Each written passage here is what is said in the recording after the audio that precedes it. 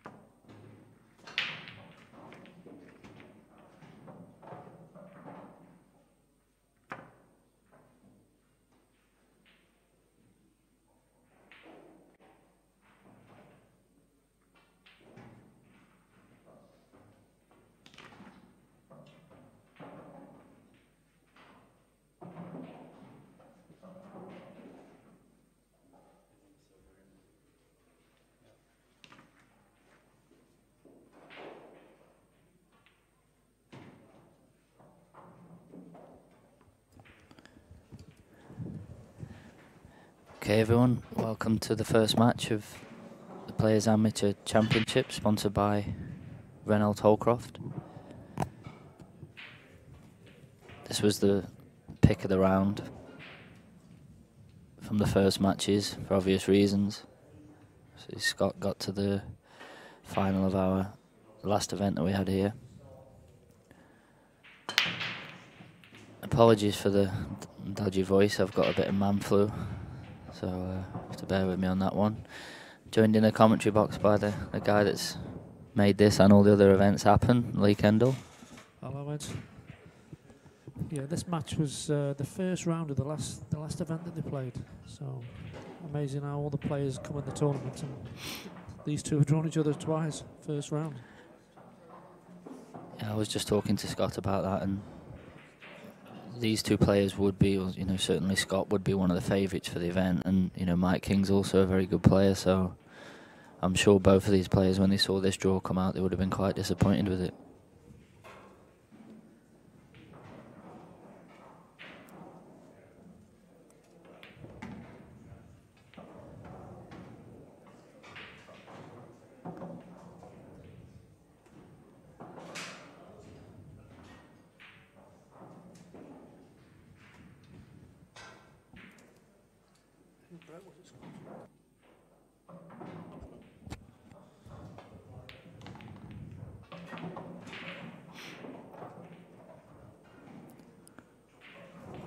It's a really good shot there from Scott.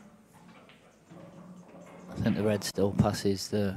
Yeah, it does. The red passes the yellow into the corner, so he'll be happy with the way that's come out.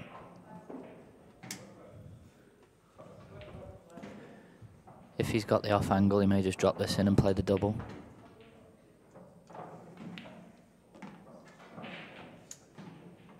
I'm not sure what he's played there. Yeah, he's landing in between the two. I thought he could have just sort of run it through to just short of the line and then played the double.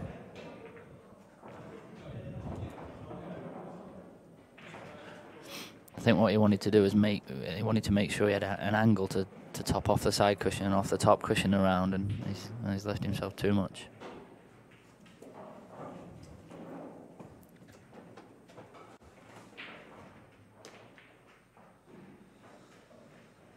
So it might be the thin back double.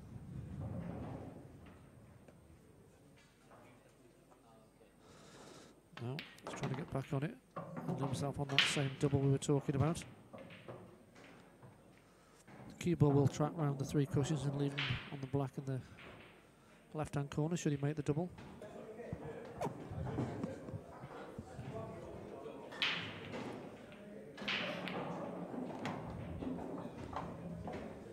He didn't seem to hit that one, did he? Seemed to be, no, and that's why that should have been his second to last ball, because he now would have been straight on his last red.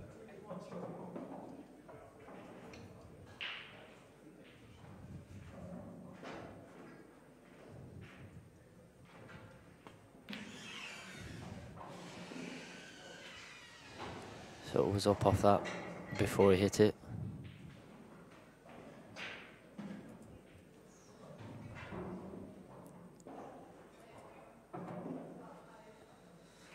yeah, first mistake. And I wonder how mentally he'll take this, because he lost to Mike last time, didn't he? Was it 11-9? Yeah, I think it was close, yeah. And he came all the way back through the loser side to get to the final, which is some fate.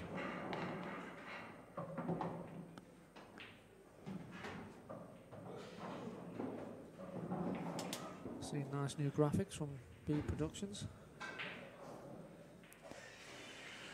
You see that the left-hand side, Mike King's arrow is yellow. That means he's on the yellow balls.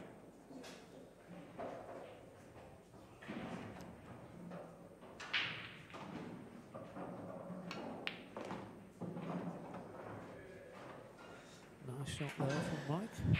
It was a nice shot, and the thing I like about that was it was confident. I think a lot of players would have just dribbled that down to the pocket, or at least just tried to pot it and keep the cue ball, using the two yellows as a blocker in case he missed. But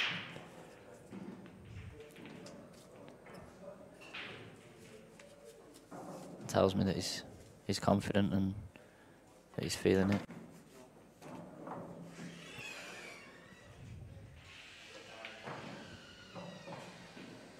Even though he's only potted a couple of balls so far, I sort of like the way that he's gone about this finish. He's not looked to hide.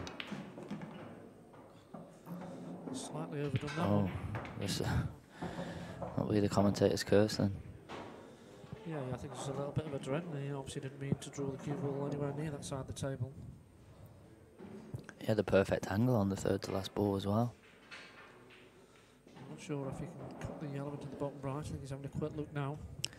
This table was reclothed yesterday, and the cushions, and it is playing unbelievably quick. I'm not saying there's an excuse for landing there, but it will be a lot quicker than what he's used to playing on, I'll assure you of that.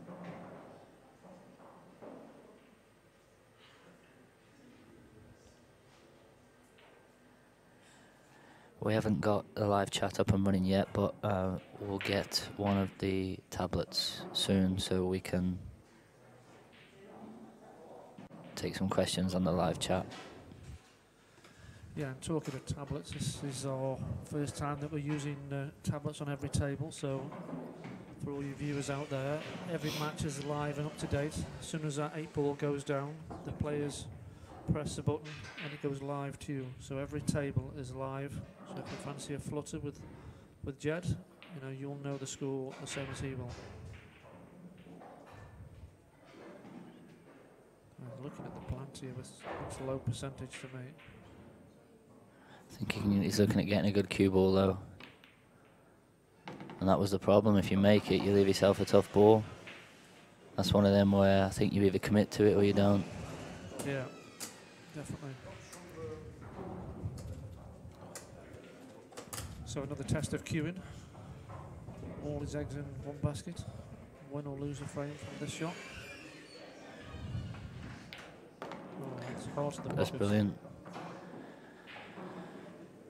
He just, as I was saying just before he played that bad positional shot, he looks really confident to me. Just a few shots that he played early on, he looks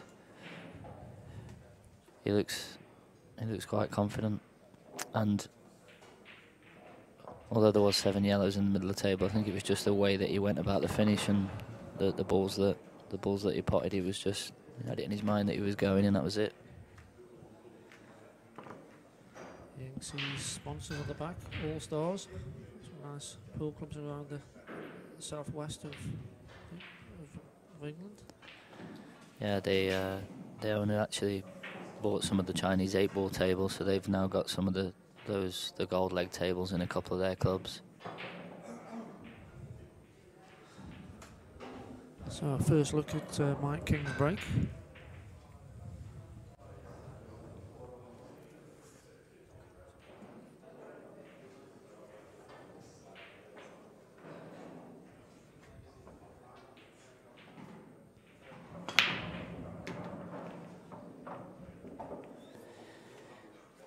He hit him nice. It was like a firm stun, but you don't really need to hit him too hard when the table's playing like this, when it's brand new.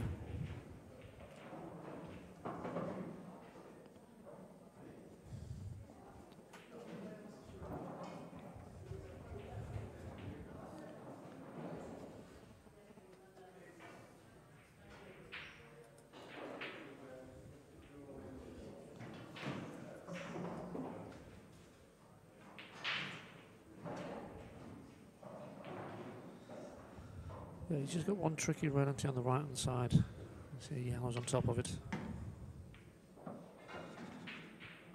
Well, he did have one tricky red, but where he's knocked this red to is absolutely perfect. Yeah, he could drop the red to the left hand side of the 8-ball and leave himself a nice angle, can't he? Yeah, he was lucky there. I would take out the 2 on the left hand side of the table now. He's going to play. Where he knocked the red to was unbelievably lucky. He's just got to make sure that he doesn't play the red first. If he hits the red into the cushion first, it'll stick. So he either has to hit the cushion first or hit the red off the yellow off ball. Yeah, and he'll want the cue ball to come out as well. I want it to stick. Okay. Perfect. He can drop down onto his bad ball here.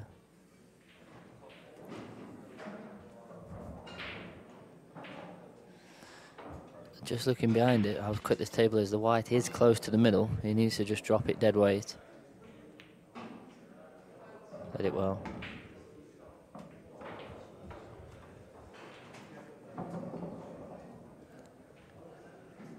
One thing that is noticeable as well about Mike is you can't quite see it on this shot, but he cues a long way away from the cue ball. The tip is sort of, well, at times it's sort of 3 inches away from the cue ball. I'm surprised he didn't run through that. Yeah, I'm amazed he didn't. He's just made a whole world of pain for himself now, because certainly on a new table, there's a fair chance that the cue ball's going to slip off the cushion and not get out what he wants to be. Yeah, if the white was in the jaws of the pocket, he can't fail but to get the gap. And yellows are big now. He's had to leave himself a tester again. Whether he pots this or not, he's confident of getting it. He just drops them in and is happy to leave himself these sort of shots. You see how far you can't really catch it on this one either, but hit it nice. Just percentages, you can't. Well, you can keep potting them, but you will make more mistakes going that way than you would the other. Yeah, at the end of the day, if you take the balls in the wrong order, eventually it's going to catch you out. not necessarily in the wrong order there. As you can see there, his tip is so far away from the cue ball. There's definitely no way he's going to feather it.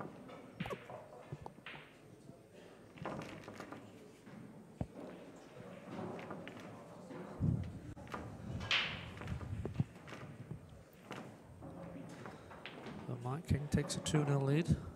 Scott will need to be taking the next one just to hang in the match.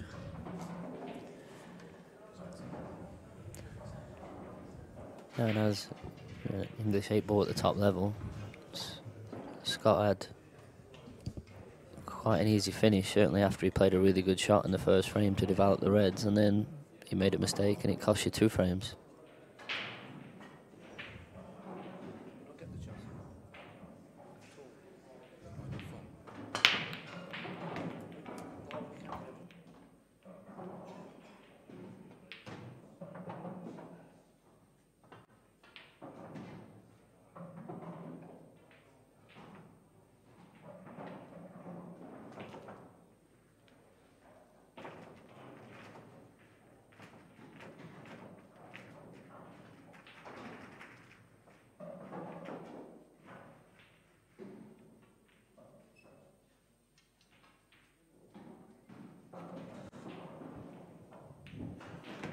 Okay, successful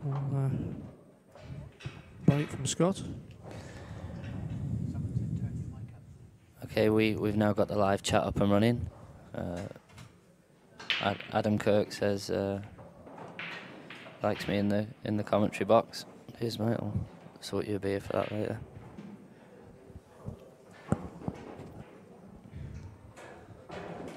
Jordan said, can Lee turn his mic up like the whispering Ted Lowe? Yeah, I think some people might want it turned off.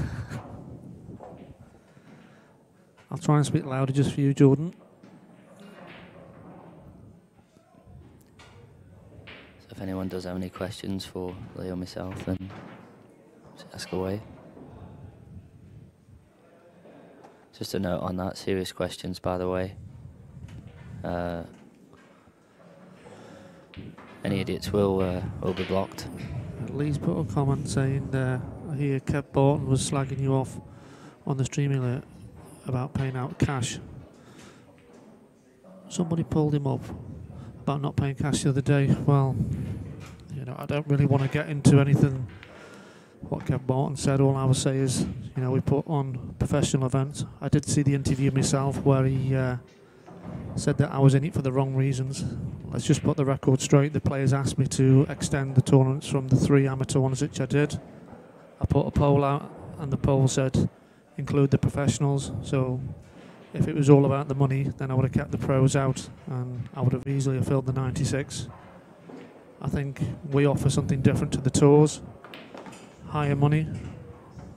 You know, we're playing for £7,000 here, and I'm sure the IPA this weekend are playing for 2,000 or 3,000, and we will be paying out this weekend, and it will be cash.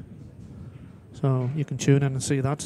And, you know, it's just a little bit disappointing that things have been said. You know, we're all here to promote the game, and you know, we offer something which no tour can, because the black ball players can't play on the world rules and vice versa for whatever reasons, but on our tournament both sets of players of all levels can play, and they play in both sets of rules as well. So, you know, where are you going to see the likes of Mark Boyle playing world rules against Mikel or Tom Cousins?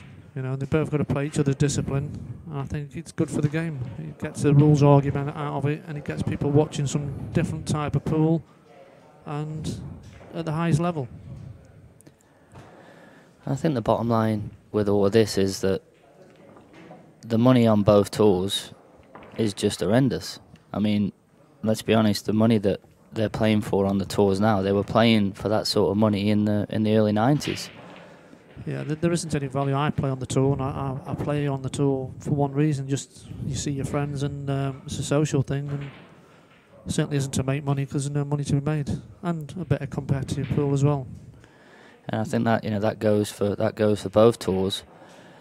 And I just think people are sick of the whole setup of the English 8-ball world at the minute, and rightly so. I mean, they're playing for the same prize money now as they were playing for in the 90s. The entry fees have gone up. All of your expenses and everything that goes with it has gone up. So I think it's time that there was a proper tour where the players do get paid out, and let's make no mistake about it, they are not paying out players on the, especially on the IPA tour. There's a lot of players unhappy with a lot of things. So the players want something proper to play in, that's well run, and they get paid the money, and that there's value. And at 5, 10 and possibly £40,000 to the winner of the grand final, then there's value. Yeah, and the money's amazing, and you know, you just need to support the players. This is for the players, it's certainly not for me. It's a lot of hard work, and the hours you put in, you know, don't justify what you make out of it. But as I've said to Gareth, you know, I'm not doing it for the money. Just get sick of playing for virtually no money. You're going up and down the country trying to win £500 opens and stuff. Well, you come here, you can win 40,000 if I get all the entries at the end of the year. Today they can win 7,000 over the weekend. You know, and you can't tell me that any other tour is offering that sort of money. 3 stream tables, live scoring, bookmakers. You know, they've got some of it, but they haven't got it all. You know, I'm not trying to compete with them. I'm just trying to put on something for players, and you know, it's up to the other people to, you know, step up to the mark. Really, if I can do it, why can't they? They've been doing it a long time. Yeah, and just to touch on the Adam Kirk's asked, you know, is the tournament open? So what he means by that is that it's not restricted to any top whatever of any tour, and it's not. They made the decision to open the event to anybody, and for next year. For next year, yeah. So this one is closed. Yeah, yeah. This one is amateur only. Yeah, I think Adam was on about next year, so it will be open to anybody. And for me personally, that is completely the right decision, because, you know, when I was growing up playing English 8-ball and practicing, all I ever strived to be was the best player, to be number 1, to be the world champion. And that has to be the same for everybody else. You strive to be the best that you can be. And then once you get there or get to a certain level, you're then restricted from playing in what is going to be the biggest series with the biggest prize money that's ever been in English 8-ball. If it gets off the ground, then those players shouldn't be restricted for being as good as they are and achieving what they've achieved. So I think it's, without a shadow of a doubt, the right thing to do. And if it is going to be as big as it looks like it's going to be, with 40,000 to the winner of the grand final, then all of the elite players should be in to give the tournament the credibility that it deserves.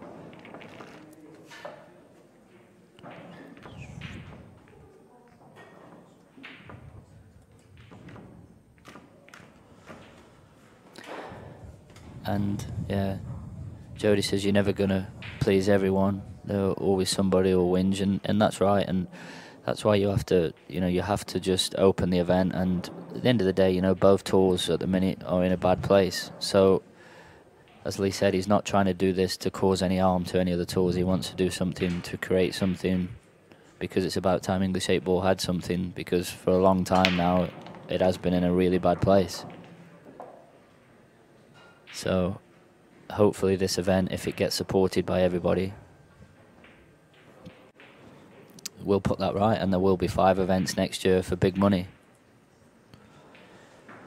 Yeah, it's about £130,000 I've worked out if we get what we want. I'm in meetings with sponsors. I've already signed Jason Owen up.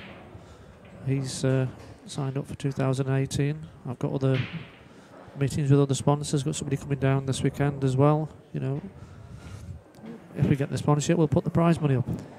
And I think the big thing about it all is players are just fed up of not only the lack of prize money and the lack of value in playing in tournaments. And it's no surprise that the standard at the minute isn't really that high, because no one's really got anything to practice for. Oh, that's true. You know, you okay, you go into the club and do 5 or 6 hours practice 2, 3, 4 times a week. For what? Try and win 500 quid on a weekend. Well, exactly. You spend more than that doing it. Well, exactly. So now there is something, and on top of all that, you know, the money does get paid out in cash on the weekend. And I know that I've seen an interview that Kev has done saying that people are not in it for the right reasons. Well, I can 100% assure you that Lee is in it for the right reasons. And trust me, the amount of work that he puts in to these events, just to have 5 events at our club, is nowhere near does that warrant the amount of work that he puts in. And I personally told him before we had a meeting about him setting this event up that I wouldn't do this, and I don't think many other people on the planet would do it for what he does it for, which is nothing. So anybody that suggests he's not in it for the right reason is, there's just nothing to back up what you're saying. And there is a lot of people out there unhappy. They're not getting paid, they're getting lied to. And you know, I've always been a supporter of the IPA, and I always will be. It's just when it's run by somebody that's telling the players lies and not paying them out is the bottom line, then eventually it's going to fold, and that's the truth. Not because Lee's doing something to jeopardise that. Everybody is just sick of having nothing to play for in English 8-ball, and it's been that way, unfortunately, since the EPA and the IPA split. It wasn't great before, though, was it? You know, the tours were only still the same money, $2 grand. Well, it wasn't great before, but it was slightly higher. I mean, at its peak, you had the World Championships at 10,000 the winner. Yeah. You had 2 pro events at 4,000 the winner. The other ones and the tours were 3,000. So if you had a good year, you know, you could have a relatively good year. Don't get me wrong, but not for what, as you say, the effort you put in. No, absolutely. You know, compared to other sports. Absolutely not. But that was the peak of English 8-ball. And compared to that now, everything stayed the same. Your entry fees stayed the same. Your expenses have actually go up with the cost of living. And that's why you lose a lot of great players in these events as well. You know, we've lost so many players to American pool. Your Appletons, your Mallins, McGill sort of goes in between the 3, but there's so many great players which find it a waste of time, really.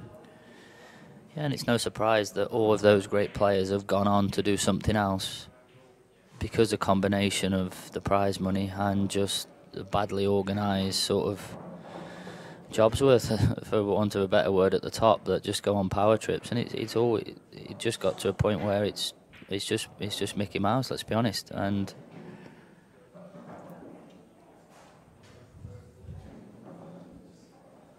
if both tours carry on, if this event gets off the ground next year and both tours carry on, then absolutely great. But at the end of the day, next year there will be something with value to play for serious money, which will allow players to become professional pool players. And whether you're number 8 or whatever you are on a list that says you're a professional pool player, you're not really a professional pool player unless you earn a living from it. So, and I think worst case scenario, you know, it's an extra 5 events to the calendar, so there's more money for players to earn, and from both rule sets.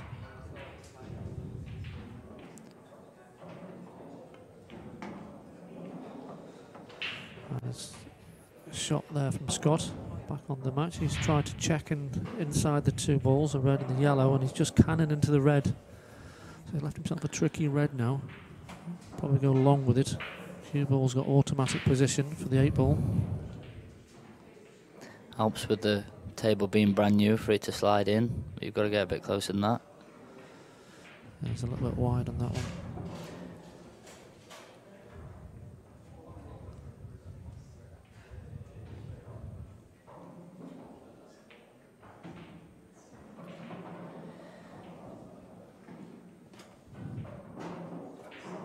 So Adam's asked if I'll play in the series next year. Yeah, if the events don't clash with when I'm in China, then yeah, I'm gonna play.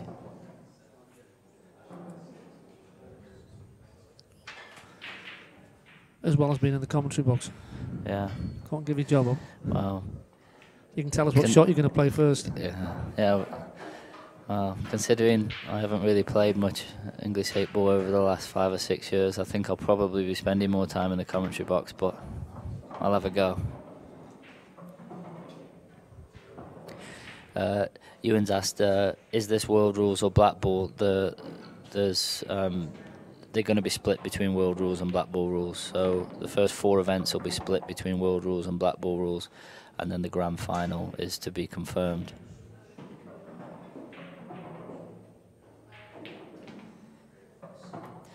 Is there a prize pool payout page? I presume you're talking, Joseph, about the event that we're talking about next year. Yes, there is. If you go onto our players' Facebook page, all of the details are on there. Yeah, it's Players Pool Events Facebook page. It's all on there. All the flyers. There's a magazine on there which tells you all about it as well. So, and you can just ask questions. I mean, we are running a bonus ball for next year as well. We're going to do a £30 entry fee bonus ball. As soon as that's full, the winner of that will get a free place onto next year's series.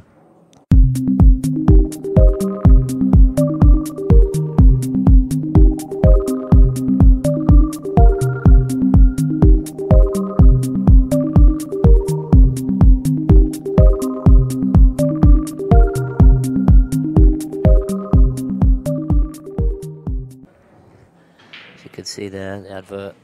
The Facebook is players pool events, and then the winning post of Jed doing all the live betting. If you would like a bet on any of the matches, then contact Jed via Facebook.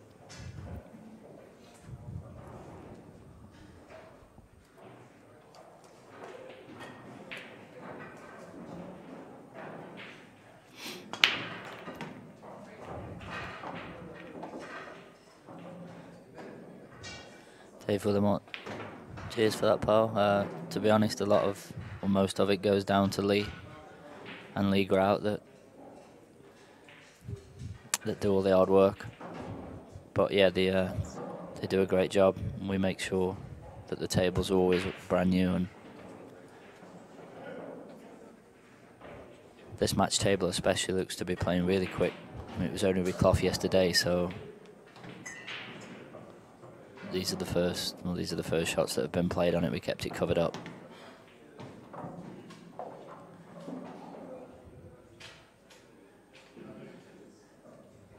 Get back to the pool, and Mike King is 4-1 actually, not 3-1, and he hasn't really made a mistake. He's lost control of the cue ball a couple of times, but every time he has, he's potted his way out of trouble. And he looks really confident to me.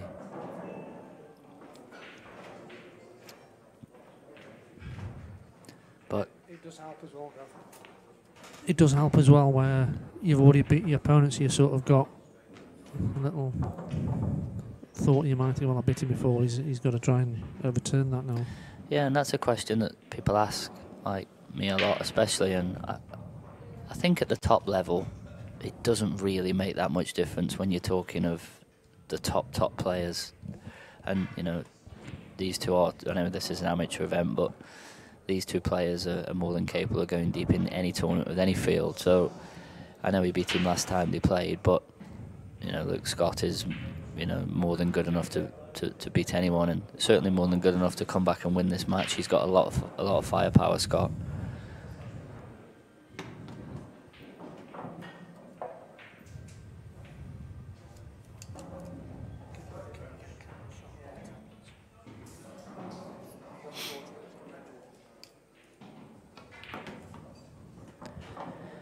So Glenn said about me, I'm good friends with Salby, to get him in the players' tournaments next year. Well, if he's over, which he is quite a bit practicing and different stuff, then if he's over and he's not at a tournament and he's free, then I've no doubt he would ever go. So you just have to watch the space on that one. But hopefully, maybe he may play in one of the events. And that's why it needs to be opened for things like that to happen, because that then does give, you know, the event series credibility, and it's going to be the biggest event, biggest series that's ever happened in English 8-ball, and it needs to have the elite players to carry that. You can see a mistake there from Mike. His first one, that is. Yeah, he's trying to run the cue ball down to get below the 8, but putting that side on the cue ball has made the yellow missable, and that's exactly what he did. He'll be disappointed he's missed them from where they were when he started. But on these brand new cloths, when you're just playing with a tracer running side, because the cloth's so slippy and so fine, you play with a tracer side, it just pushes the cue ball offline before it gets to the object ball. Yeah, there was an option where he could have slid the yellow off the red or the 8 off the red. So, made sure of the yellow first. But he decided to take the risk of throwing that extra bit aside on and guarantee himself position, but the pot wasn't guaranteed.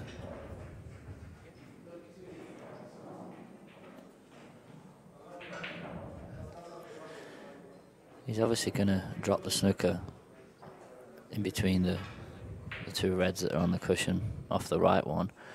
And I think it's a good shot because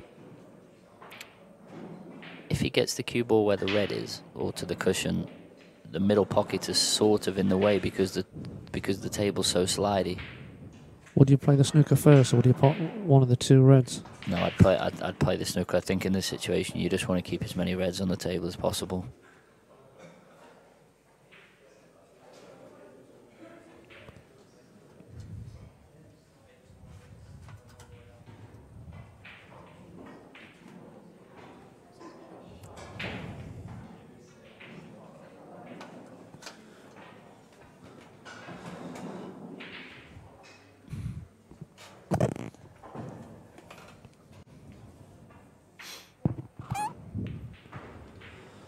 Taking your advice and drop the snooker first. Yeah, he's not only dropped the snooker, he's pushed the red to the back cushion, which blocked the two cushion escape. Can he go just before the middle though? And that's what I was thinking, because this is so slidey. I don't know if he can get the yellow full ball. Screen below, which might slide down. But that's what I mean. I don't think that shot's there, but on a brand new table. Wow, he's been so lucky. He's found a gap. I was thinking above the middle rather than and put loads of right hand side with it sliding. Or with your shot as well, going above the middle side, you're coming in at a wider angle. You got more chance of potting the yellow. Yeah, but he won't be too upset with that one though.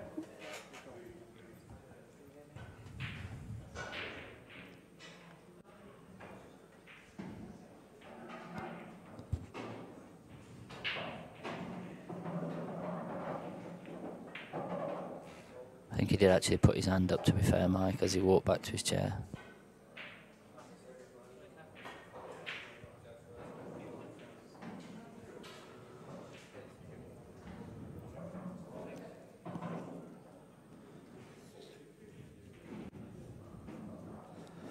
It's okay, so just dropping the red over towards the right hand pocket.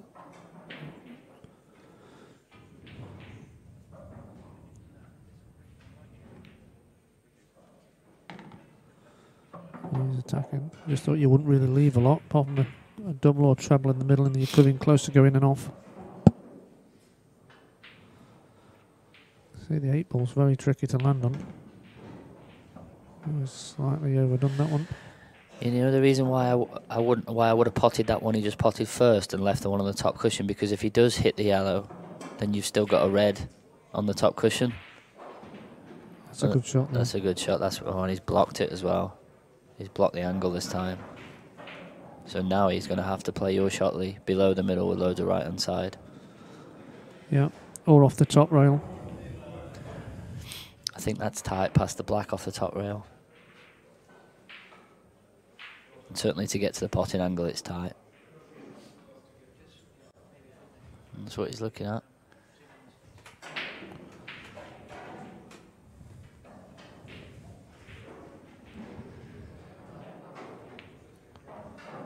So he's a long way away from the cue ball there. Pretty good. What about this for the shot?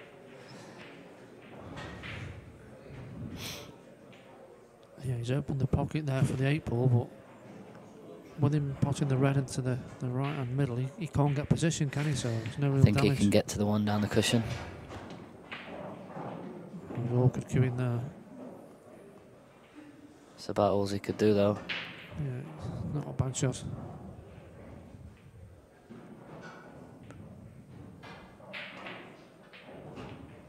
have to come off the side cushion again. Looking at the 2 again.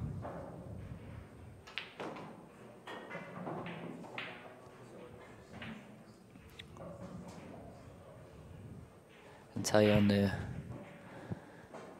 third stream table that Harjit Singh is 4-1 ahead against Darren McVicker.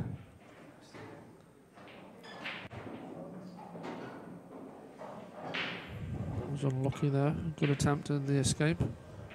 There you can see it.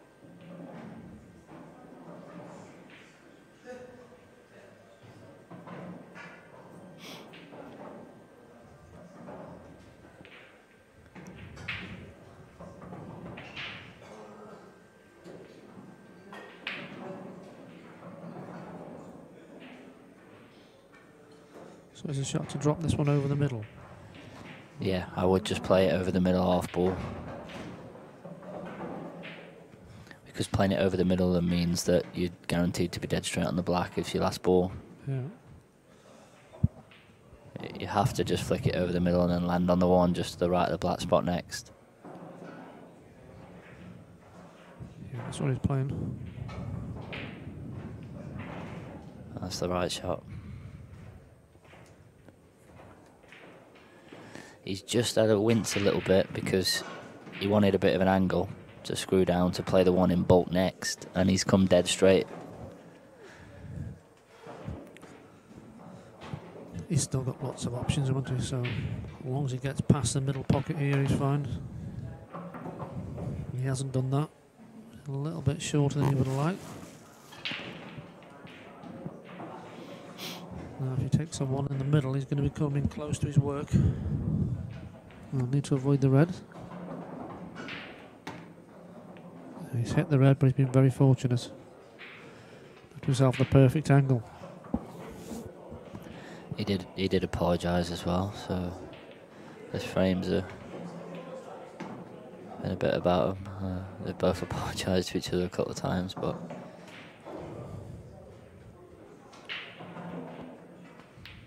I do like watching both of these players play, to be honest. They're both really attacking, maybe sometimes too attacking for me. And I know there isn't many people more attacking than me. I just think sometimes when your opponent misses his last ball or second to last ball, there's just no need to go for the finish sometimes. But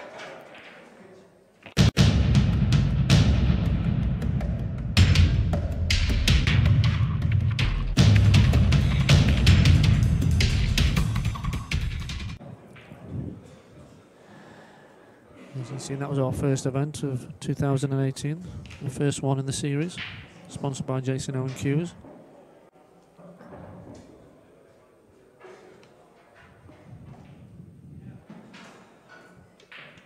yeah, I do like watching both of them play. They are attacking. They play quite quick, and for me, that's the advert for English pool. That's what you want, especially when you're watching it on a live stream on the TV. And these rules do definitely help that cause.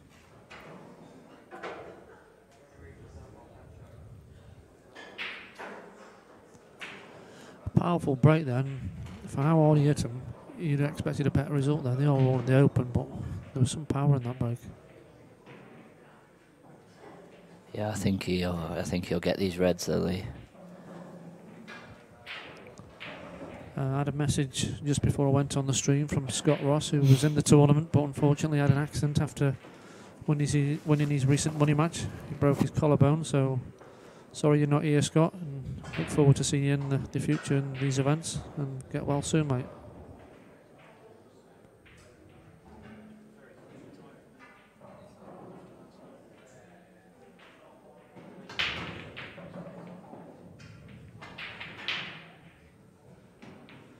Yeah, it's never going to be the pots which are the problem. It's more the positional side, isn't it?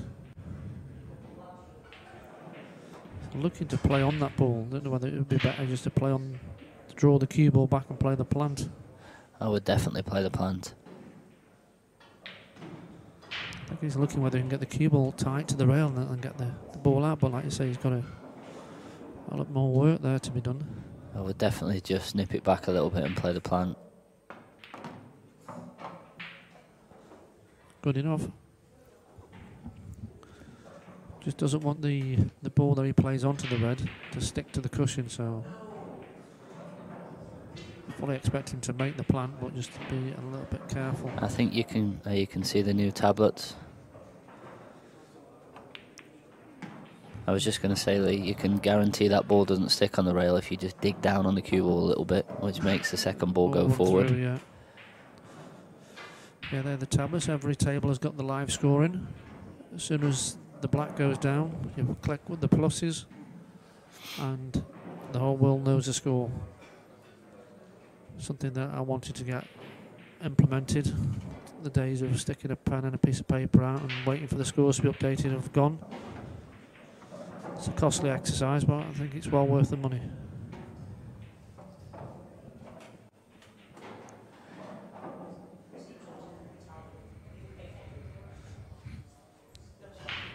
Adam said, do you think Selby could turn up and win one of these events? I think he could, yeah. He has actually got a pool table at home. I don't think he particularly plays on it much, but he was very, very good at English 8-ball when he played. And I think if he knew he was going to be playing in one of the events, well, he would know in advance. So he would obviously put a bit of practice in. He's not the type of person that would just rock up, and he works hard. So I think the fact that he would know in advance and he would put a little bit of practice in, I think he could definitely win it. He definitely wouldn't be favourite to win it, but he could.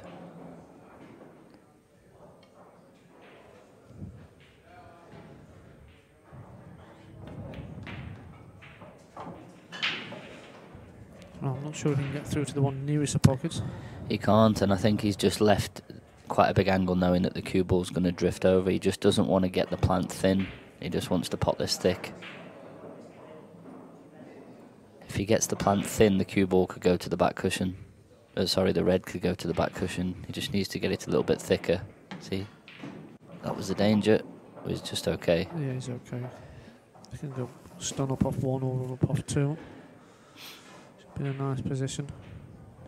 Probably run through with a bit of side, I would have thought, off the two.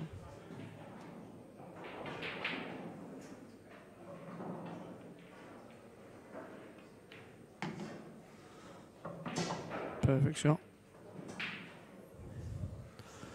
He's closing the gap to 1.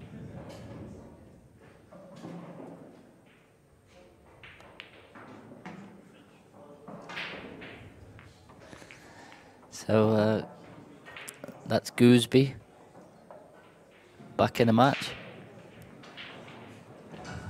Does anybody know how he got his nickname?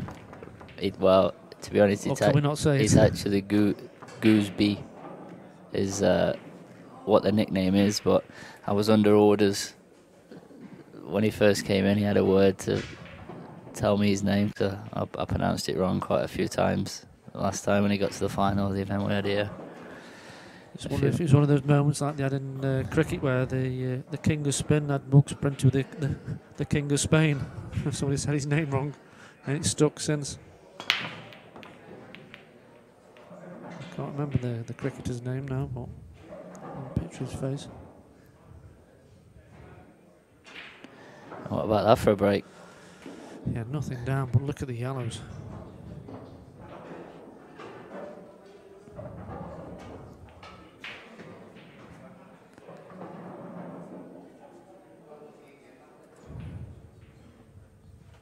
That's what I said, Goobsy.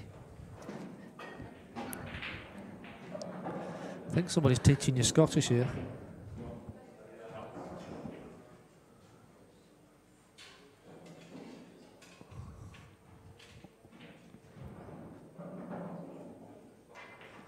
I don't fancy Mike for the match for the simple fact that he's drinking water. He's normally got a pint in his hand.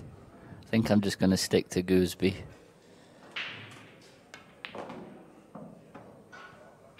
It's a good shot.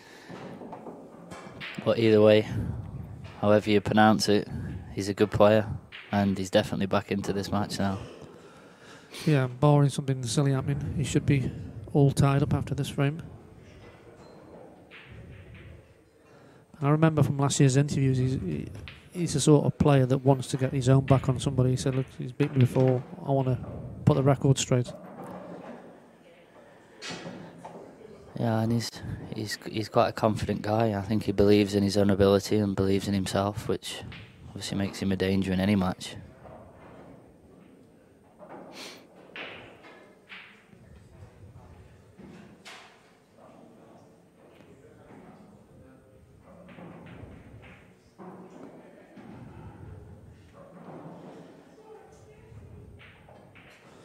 Just got to be a little bit careful. You like to have the right angle so you can just float the one along the rail, where you don't move the one over the pocket too far away. I think I'd be taking the one on its own on the left-hand side first and try and get a good cue ball.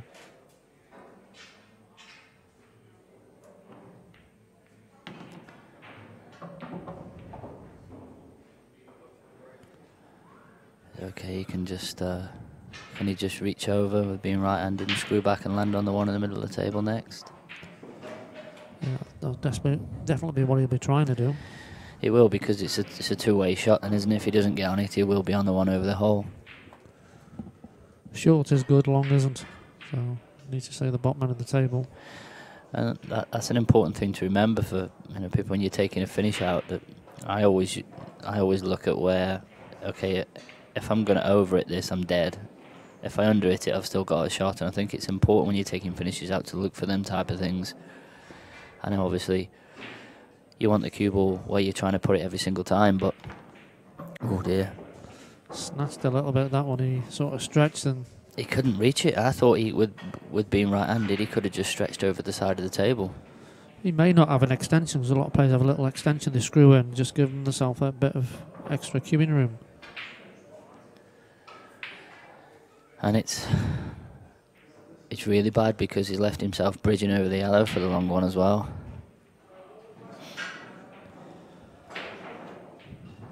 So Jody, watching from Australia, said the quality of the stream's amazing. The commentary is usually done by players who most of the time are a little under the weather. Yeah, I am a little bit under the weather. It's man flu, Jody. Really, really bad dose as well. Under the man flu. Yeah, the beer sign is on there, and that's only when Max is in the commentary for me. I have to watch Max. Don't know if I dare let him loose again. And what we have missed there was a good solid pot from Scott.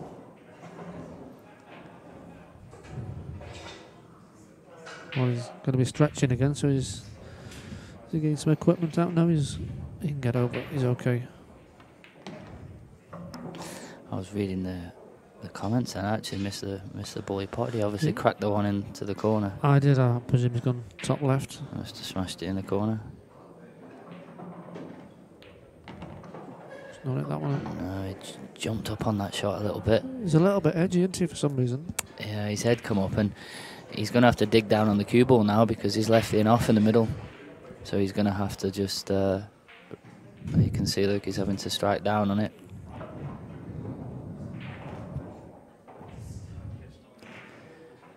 Yeah, he just jumped, his head came up before he hit that. And we still fully expect him to pot it, but it's easily missed if you don't go through. It doesn't need to be this high though, does he? I think that's probably just where he feels comfortable. Yeah. Good shot. A shake of the cue to say, I'm glad that one's done. It made a little bit of hard work of easy balls.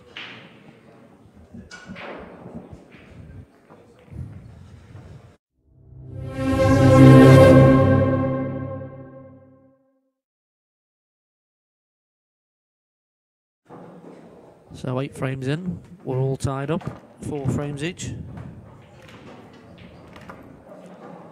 It's one you would expect to go very close, if not all the way. I'll try and get an update on all the other scores. And to be honest, I like watching these sort of matches because both of them are just going to attack it at every chance. They both play quite quick. They both play quick, but they're not carelessly quick. There's a difference.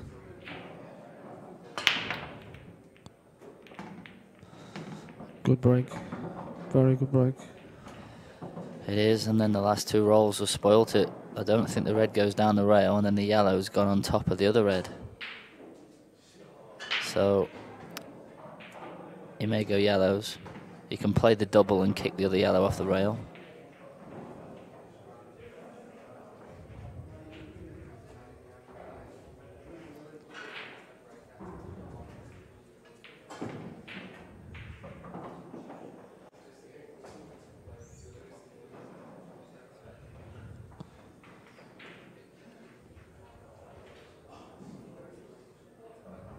Not easy though.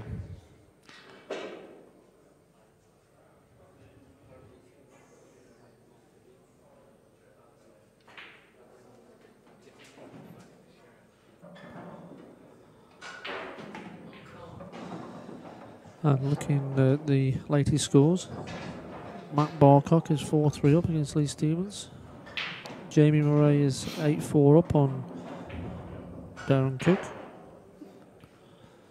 Previous semi-finalist Greg Batman is 8-2 up on Jason Tuvey.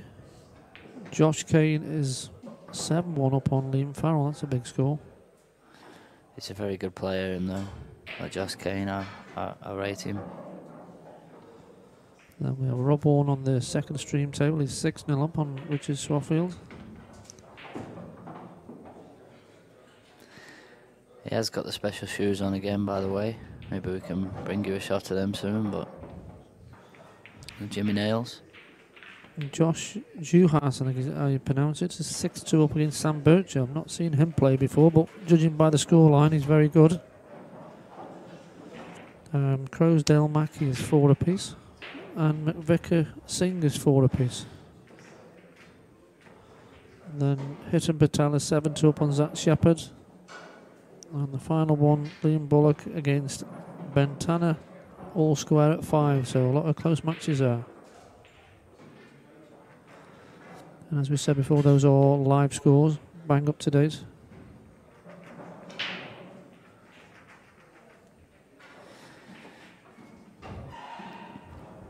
It's a small target there, the shot he was trying to play. He was obviously trying to tuck him in behind the red, but the red's quite close to the rail, so it wasn't that easy.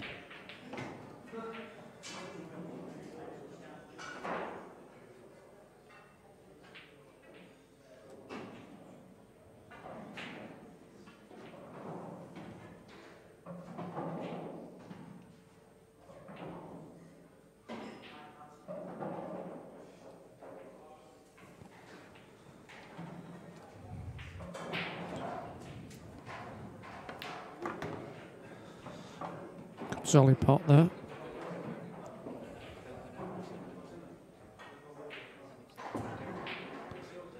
Still got a bit of work to be done. You can see you've got yellow next to red in the top right hand corner. The yellow near the bottom of the table will go into the left hand middle as we look.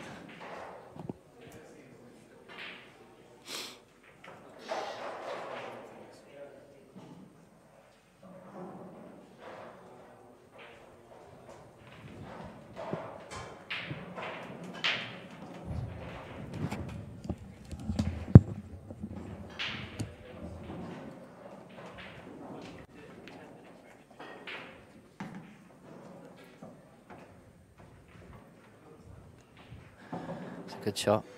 He's going to have to dig down on this one, screw off the side cushion and land on the yellow into the middle.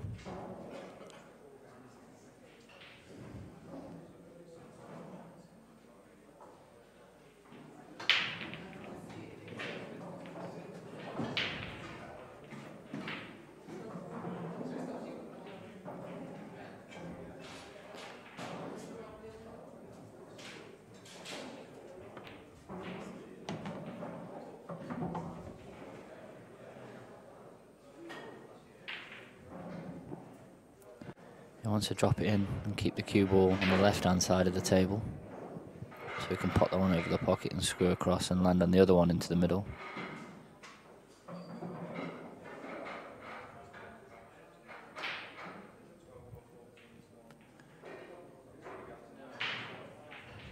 Wants to be sort of near to where the yellow is now. Doesn't want to be on the rail because that means he'd be bridging over the red. Oh, he's played it well. He's landed it flat on the rail so he can get his cue in down the side of the red.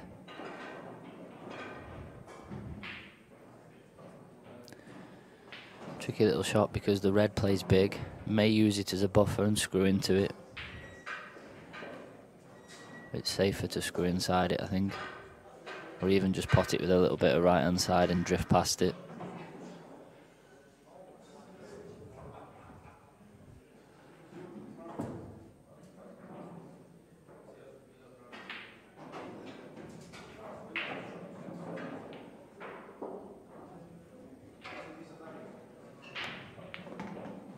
Really good shot. He's been really unlucky. He hit that nice.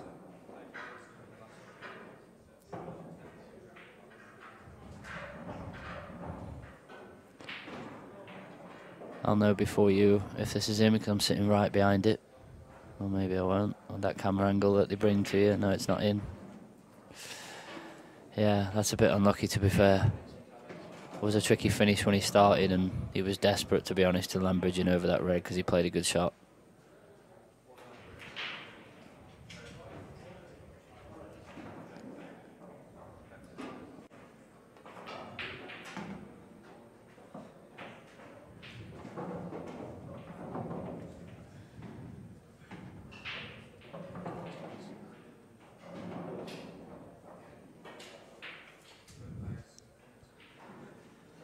And like we said before, if you want to keep up to date with everything that's happening, join our Facebook page, Players Pool Events.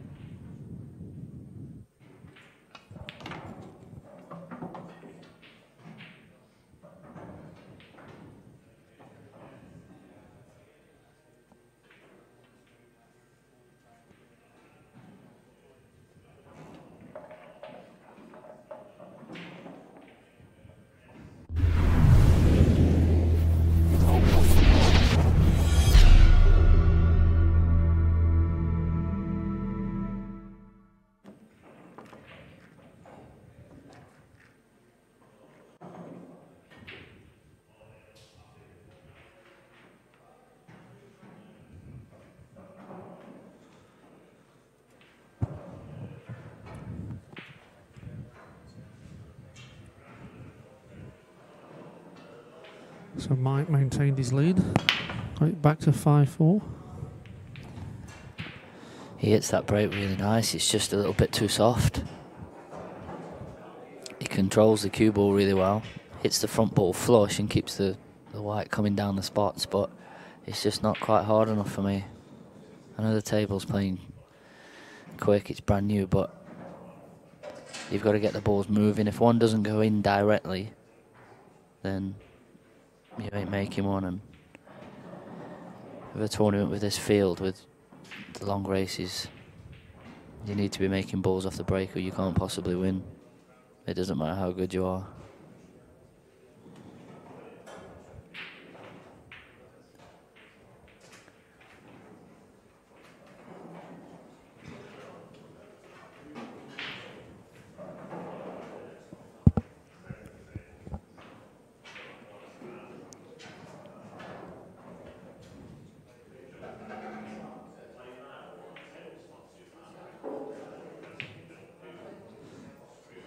But he has left an open table and all the balls are in the open.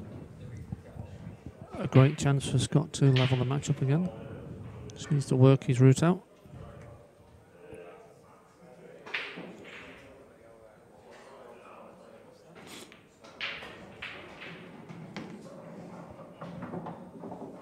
Les says, is Chris Bowen in this comp? No, he isn't, Les. I assume he'll be at Heathrow.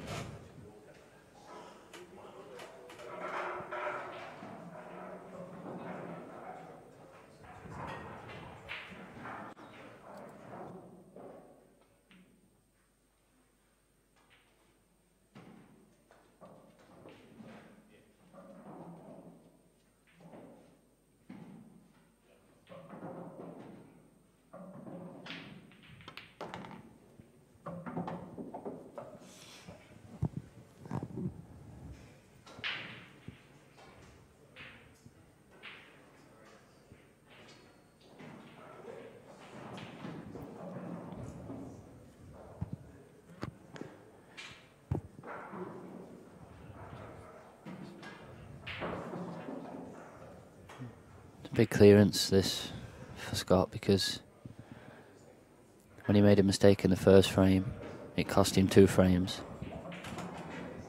he made a mistake in the last frame and he's got back to the table straight away, so I think it's important he makes the most of this chance. Not meaning that if he loses this frame I think he'll lose the match, just meaning that for his confidence and for settling down into the match. You know, if you make a mistake and it costs you 2 frames every time, it's a tough score. And what wasn't shown on camera there was Mike King just tapping his side to say, good shot, Scott. So, very sporting match.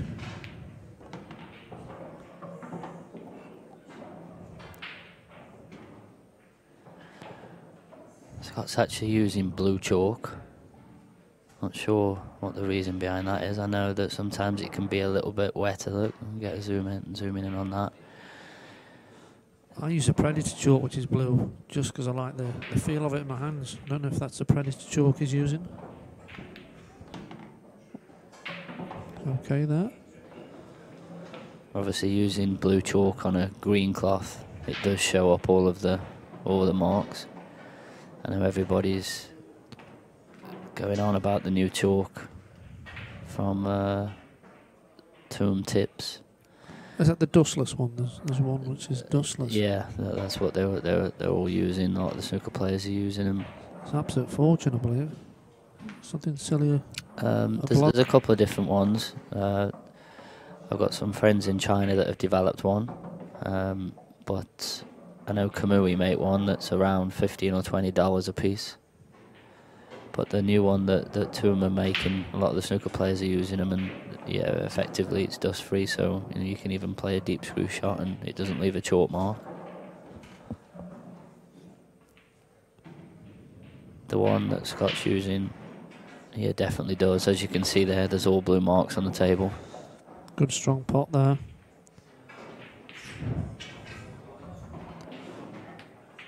Scott's about to tie the match up with a solid finish, 5-all. Have a look at what the other scores are. Get it up on my phone. Yeah, and he hits the ball really well, Scott. I was talking, that's the last event that we had here, about Mark Boyle, the way that he hits the cue ball, and Scott also hits the ball really well, which is obviously a big plus, especially when you're under pressure, because getting through the cue ball and putting the cue ball where you want it, especially when you've got to play a deep screw shot, when you time the ball, well, makes it a lot easier. Yeah, Greg's about to win his 10-3 up. He was a heavy favourite in that match, but scoreline certainly justifies that. The first few events that Greg played here, he struggled. I think he lost early in both of them, and then the last two, or certainly the last one and the start of this one, he looks like a different player. Yeah, and the last one, he was 8 apiece, I think it was, with Rob Warren, and he had 2 glorious chances to go 10-8 up, and he didn't. He went, I think it was 10-8 down, and sort of let the match slip. Ah, that explains it, Chris. Chris Mullen says he's using blue chalk because he's a Rangers fan and he won't use the green. Good point. Probably comment of the day, that one. Yeah, well, that explains it.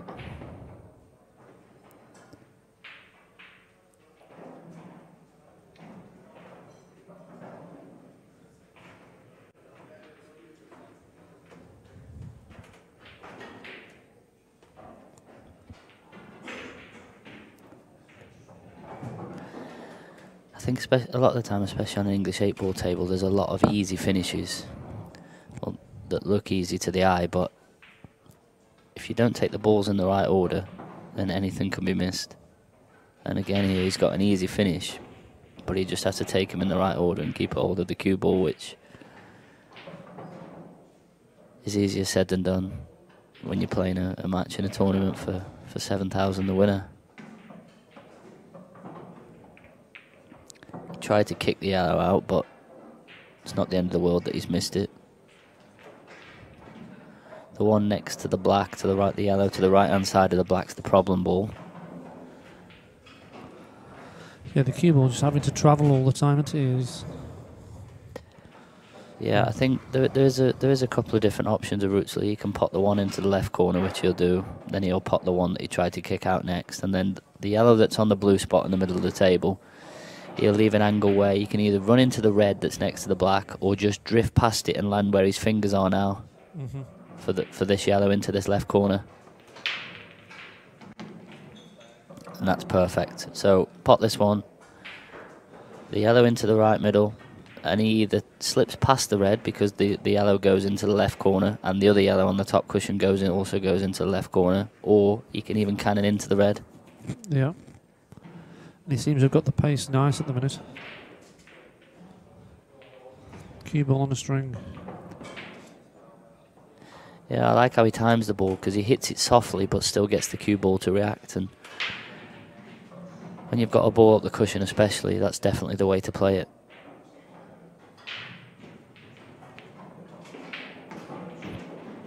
So depending on the angle, he'll either run into the gap, or if he's got too much angle, he can nudge the red. But he looks perfect to land in the gap, I think. Yeah, absolutely perfect. Wants to be high, so somewhere sort of bridging over the red. Normally you wouldn't say to land bridging over a ball, but because the pot's so easy, he won't mind if he's bridging. Anything but low. Oh, he's come this way. Well, he's done us both early. Yeah, you'd think he was perfect just to top through. The only thing I can think is he's tried to stun into the black. But if he hits it quarter ball, he could be absolutely dead. So, I don't know. I just don't think he saw our shot there. I don't think he saw that he could run through and just drift through the gap. Well, I think all he's got here is a thin clip along the cushion and try and make the cue ball collide with the 8 and hopefully not snook himself behind the red. That's saying he gets a yellow. What you saying? Clip the one across the cushion? Yeah, he's looking at the double. That's thin though, and he'd have to use the rest because he's right-handed. Yeah, he's playing the double.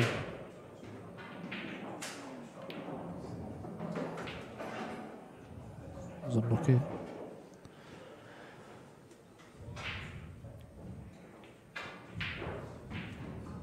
I think he missed a trick there, Lee.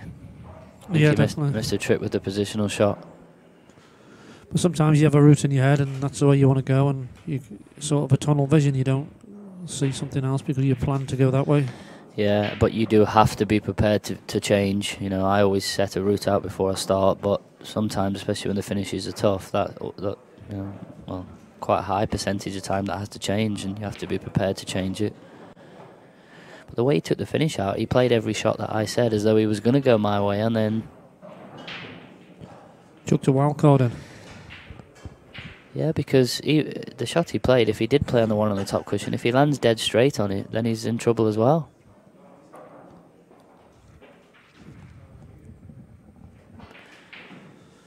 Looks like he's going into the other red.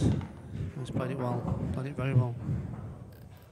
It's perfect. He'll drop down the one on the top cushion next, then the one over the middle, then the one at the cushion last. Scott just can't get the lead, can he? Sort of pegs him back and might pushes ahead again. Well, that's the way he wanted to go, but He's a bit thin, isn't he? Yeah, he potted the red into the wrong side of the pocket, I think.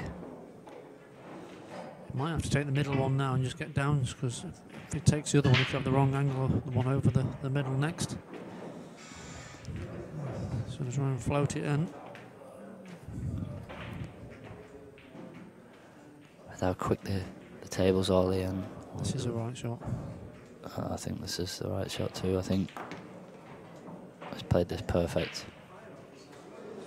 He didn't need to leave it to the middle. As long as you kept a nice angle, you could always get the cue ball back.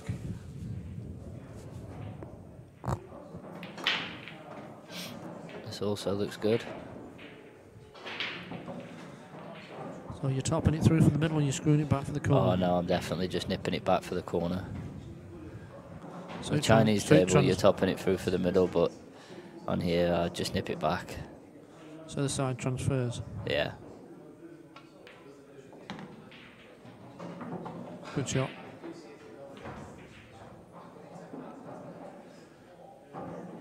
Any good questions? Nick said, what time is the club open? How late can you get a beer? So tonight, the last session goes on at 10 o'clock, so it's going to be sort of, there you go. So I'm bringing a few beers now. I think he's a player in the tournament, so I'm not sure.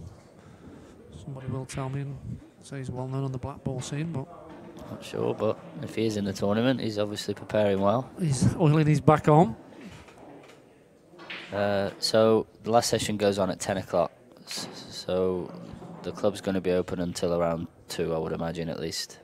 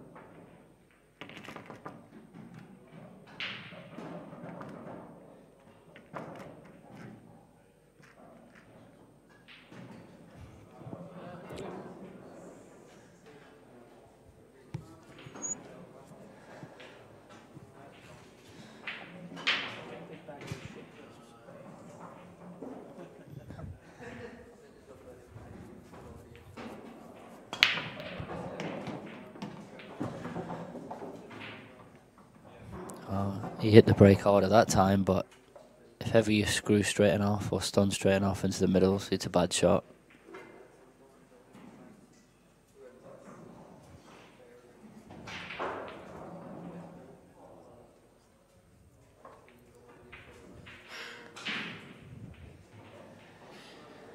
Obviously black ball rules, so he'll definitely be developing his bad yellow on the side rail first shot.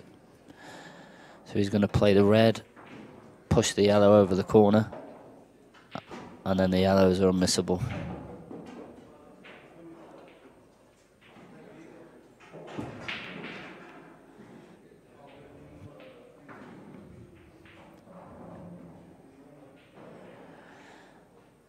I think this match is going to go all the way, Lee.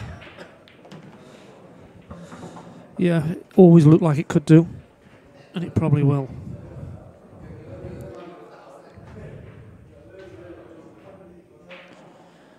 Gone from unmissable to Still gives unmissable. yourself something to do slightly. He could be playing, drop the one in the corner and even play the plant if he wanted. So many choices. Really, the one he's playing on for the plant. Played your shot, and he's played it that way because he still then leaves 3 balls that will be in the middle of the table. See, the earlier you take it, the more options. He just has to be careful now where the ball he's playing goes. Don't want to go behind the red. It's fine.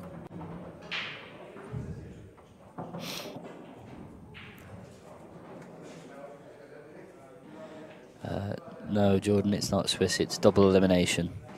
So it's race to 11 on the winner's side, and then race to 7 on the loser's side. No, race to 8. Race to 8 on the loser's side. Yeah, the object, it's like 2 tournaments within one. The object is to qualify. So the last 4 of the winner's side are into the quarterfinals, and the last 4 of the loser's side.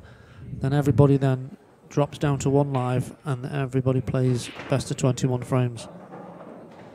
And it's a live draw, so you could draw somebody from the winner's side or the loser's side. And the objective is to give everybody a run for the money. You know, these players are travelling a long way, they're paying a lot of money to enter, and you have 2 lives. And the good thing about having the on-site bootmaker, even when players get beat, they stop round to watch the pool, they have a bet. You know, it's a social occasion as well, so it's good to come down and watch the pool and have a flutter.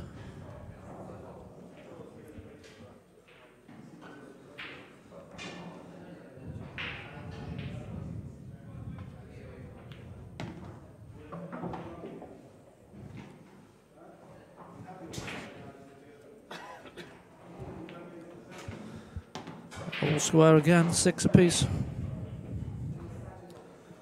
It's a repeating pattern from an early lead to nip and tuck now every frame.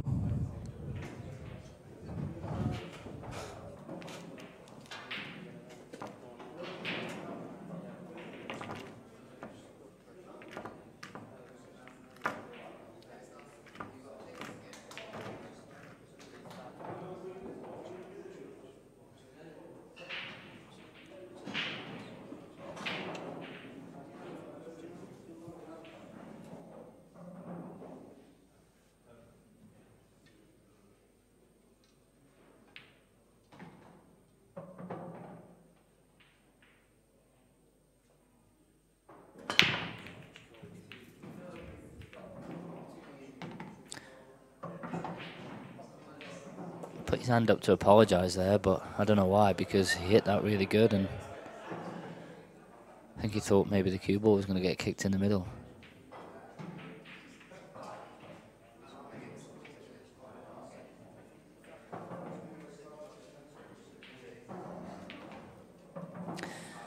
Goosby's definitely hitting the break better at the 2. And over a relatively long distance, which race to 11 is, then when the table plays like this, the break's obviously massive. Neither of these boys look like they're going to miss anything.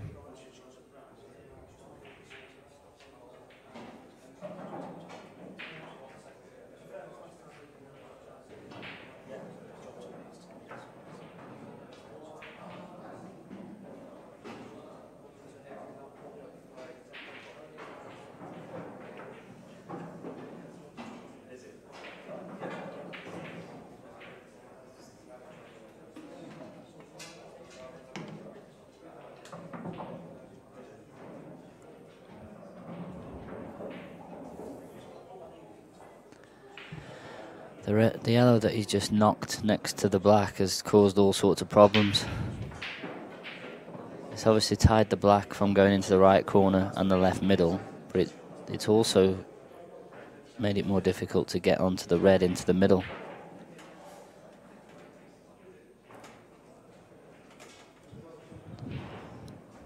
So, you know, if you look at the table and you were to take that yellow next to the red away, sorry, the yellow next to the black, if you were to take that away, take it off the table or put it on the side rail, then look how easy the finish looks. Knocking it right in the middle there has just made it missable now.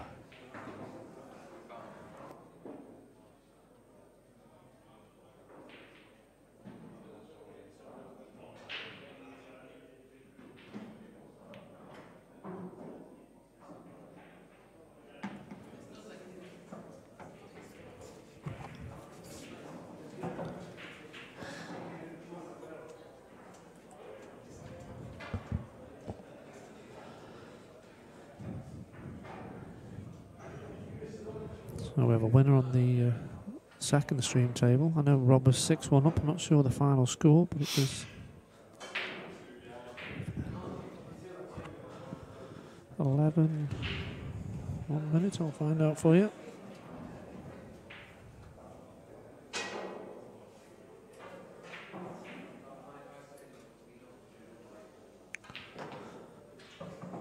It was 11-1. More phone updates. Yeah, 11-1. Greg Batten won 11-4.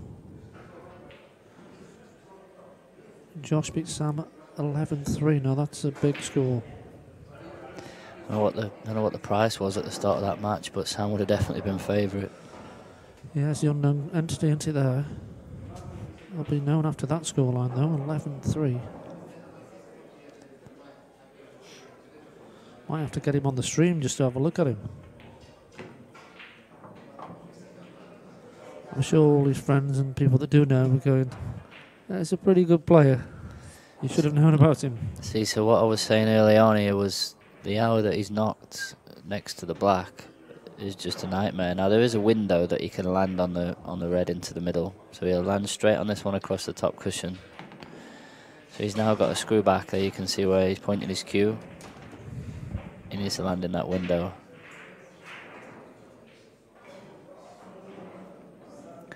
easy to decelerate on this because you're scared of getting hold of it too much.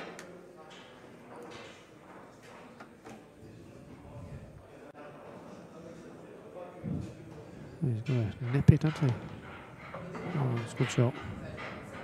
Yeah, he's on it. You can use a yellow as well if you wanted. But yeah, that's why he didn't play the red off the yellow earlier on. That's why he potted it clean, knowing that he'd be playing this one off it, or at least have the option to. There you go, you can see it does go, but he may just play it directly, actually. Yeah, it was easier to play that directly. And now this is going to be the first time that he takes the lead.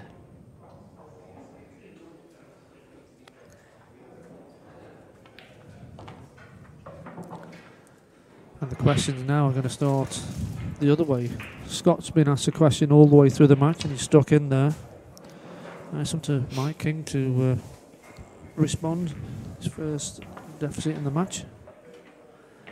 And it's at the time of the match where, you know, you're getting close to the winning line, Gus. Yeah. Still obviously a long way to go, but getting towards the point where you don't want to make any more mistakes.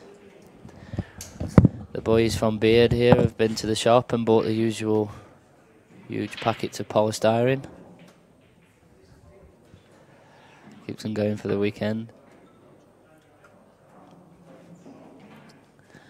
We could, once you finish eating, we'll bring you a shot of the bags of polystyrene.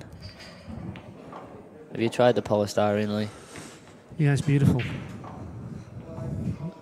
It's like eating those things you have when you buy a television or a toaster or something.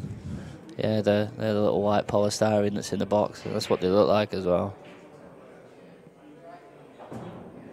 There's one thing you buy once in your life and think, well, they look like Watsits, but they don't taste like Watsits, so I won't buy them again. But every time Graham comes, Jules comes even, he buys a big bag of them. I think he force feeds Paul with them.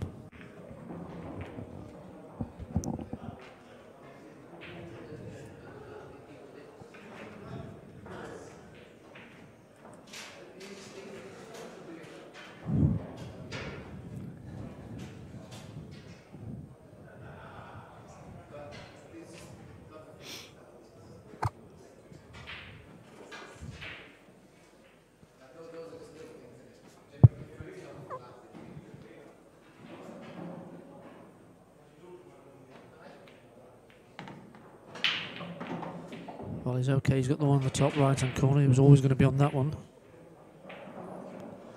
He just needs to be careful with the cue ball. He might even be able to get to the one in the right middle as well. Obviously, he's got the one at the bottom of the table, so he's got three options. The tournament favourites just come in and shook his hand. Stephen Petty, ready to strut his stuff a bit later. Certainly one for the streaming.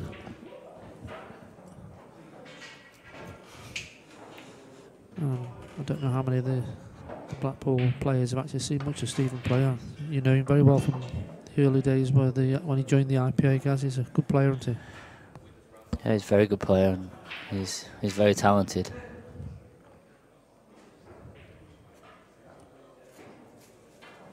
I didn't let him in last year. I think he owes me a drink this year for letting him in. I thought there's a few players, the likes of these two on this table, that got in where, you know, they're all top players and you don't want to keep them out, but you have to try and do something to make the tournament happen. And as we said at the start of this match, we've now gone to open tournaments to try and bring the game forward and get both sets of rule players playing together and playing for big money, really.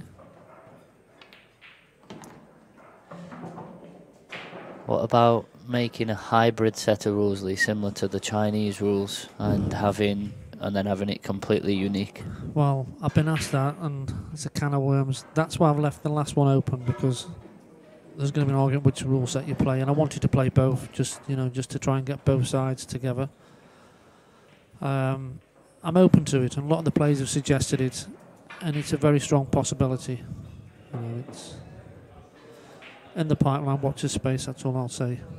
Because there is a set of rules that you can devise that are the perfect set of rules, as in the perfect attacking set of rules that make the most amount of sense and are the most TV friendly.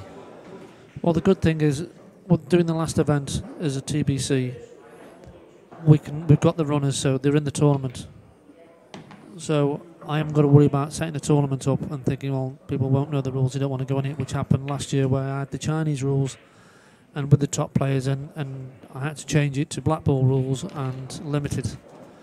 We're in a different position this season. Should the series happen, then I can make a decision, or I can ask the players, and that's where we're going to be at, really. Because the rules are, well, they're certainly not complicated. They're really simple, and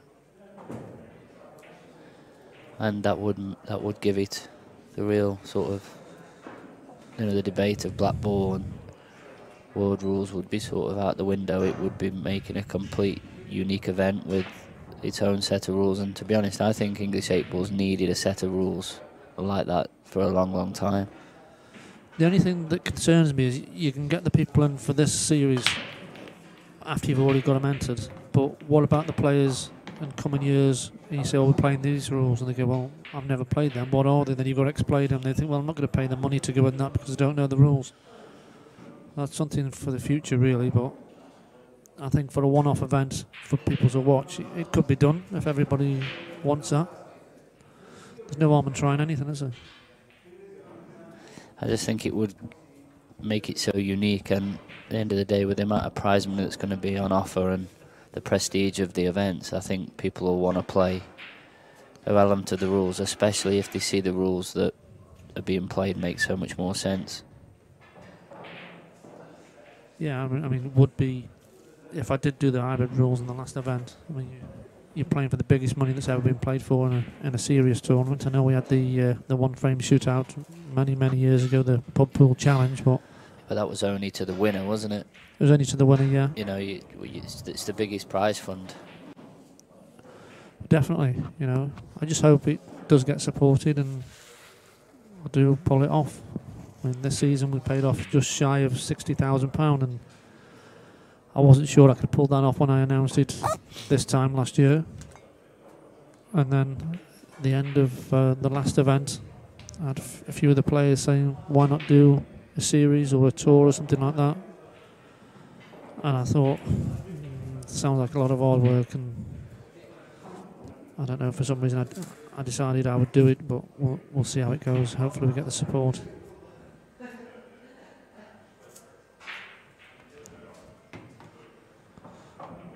One thing I will say is, from people speaking to me in the industry, they are standing up and looking at what I've been doing.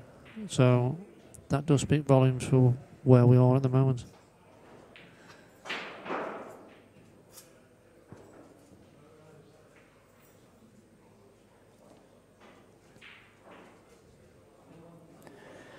So Adam's asked, so guys, what would be your hybrid rule? So they would basically be the same rules as the Chinese 8 ball. So a foul is just ball in hand. You can play the skill shot.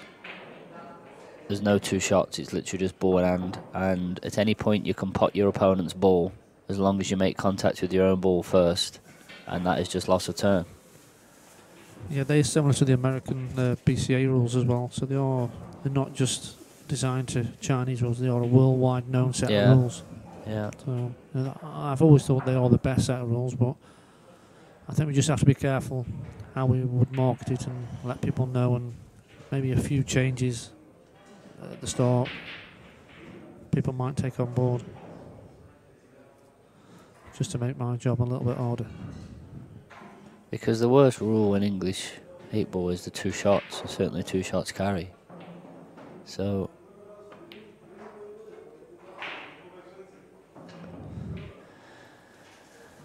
but we'll see. We'll get back to the pool here, and as we're now playing what's effectively a best of 7. And the Scots just missed another chance there. Yeah, he had to play a double and didn't make it. just how Mike wants to attack it now. He can play the split and the breakout on the 8-ball first shot if he wanted, or he could try and clear the other area up and leave it to last. I think I favour playing it now just to throw He's just going to bounce it out and snooker him, I think. When I said before about these guys don't mind going for them, for me that's the right shot.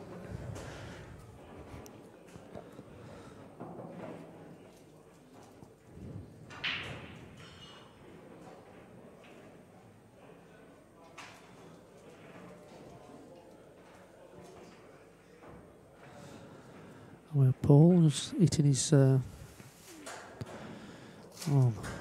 to be what's it's up the all. Oh dear, wait till you get, if we can get a look at this one. So we've got beef wrapped around the polystyrene. That's definitely a new one. I don't think Peter Kay would say it was a future.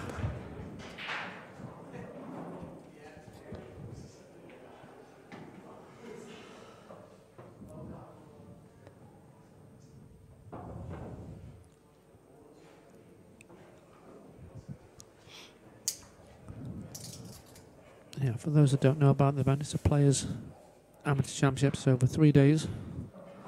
We'll be streaming all those 3 days on 3 tables until we run out of matches to put on.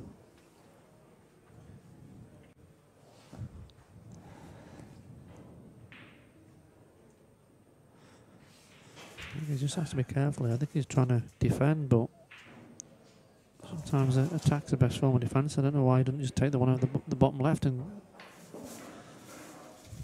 I didn't like that shot. No, it's strange because Mike has gone from looking like he didn't know what a safety shot was to probably playing him now when he shouldn't be. Yeah, well, he's basically asking Scott to play a good shot, like saying, well, there you go, mate. What have you got? But the one along the bottom cushion does go. I know he's got to be careful of the cue ball tracing over to the left-hand side and being behind the wall of 3 balls, but it could double kiss and stay there. There you go, the double kiss happened. And the black does still go. Yeah, that's down to Mike's poor choice there. I preferred him to have a go. I don't see any reason why he shouldn't have had a go there. Here's a shot again. The double kiss was always a chance. Had to worry about going behind the 2 balls there, but come out nice. It's going to be hard to keep the cue ball on the left side of the table. Certainly it's going to be hard to keep it on the left side of the table and get it close to the black. Yeah, it should just he's screwing it to... Is he screwing it or playing it right hand side? He's playing it with screw and left. That's about as good as he could do, really. I mean, these guys are not frightened to leave themselves tough shots just to get a shot, are they? I don't think he had much choice there, to be fair. He played it with left just to kill the cue ball off the side rail and the top rail, and I didn't see how he could get it any closer.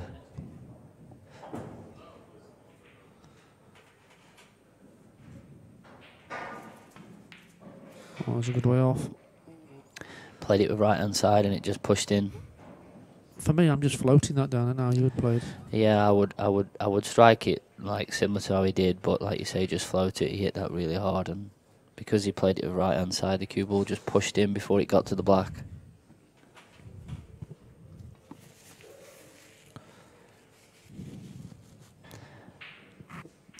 Has he left him across double? If he's left him across double, he'll be sick. And it's a big bag as well. So it looks a bit thin to me. He's definitely left him a kick off the side rail at the double, as you can see there. I don't know why he's pointing. Just got to watch him off if he plays off the way he's showing with the cue. He can slide in. I don't know why he was pointing his cue there, because that's not where the cue ball's going to hit. He's going to have to aim the cue ball higher up the cushion than that.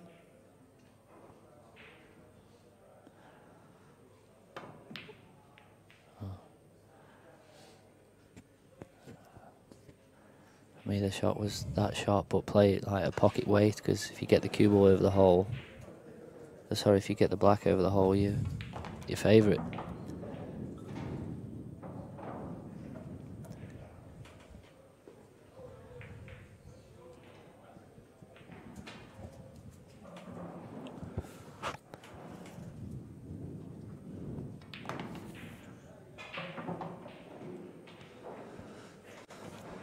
Yeah, well, while ahead of time on the matches, he's absolutely flown. Quite a few results have come in.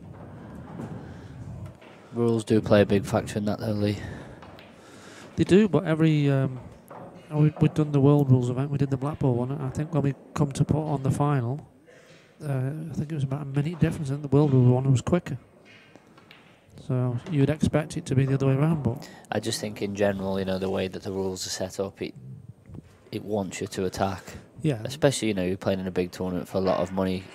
There's no clusters of balls over pocketers under these rules. No, and the world rules, sometimes you can sort of half say, well, even though this finishes a 7 out of 10, if I just drop that ball over the pocket, in 15 minutes they're going to be a 10 out of 10. Yeah. And they are designed to make you wait, aren't they? Yeah. They're even worse under the old EPA rules because you just didn't want to pot a ball at them. But we can't talk about them rules. That was never been pulled. I spent many of hours covering a pocket and covering a ball there. I think 3.5 hours for one frame's my record. If any of our viewers have beat that, you're welcome to it. Aggie Bailey in the Rotherham Open. I'd knocked one off the cushion, he'd put it back on. 3.5 hours later, the tournament organiser came up and said, you're playing the best of one, and if you're not finished in 10 minutes, you're both out. So I broke and dissed him. Aggie was really impressed. I'd be stacking the shelves in Lidl if those were the rules now. Not there's anything wrong with or any stacking other, the shelves any good supermarket. No, apart from the ones that Beard have bought these polystyrene crisps from. That's Polish Lidl. Poldy.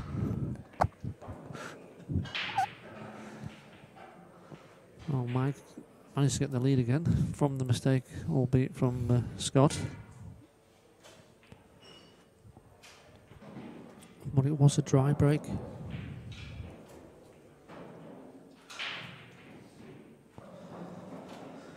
Cluster of yellows at the top. You see there's 5 yellows.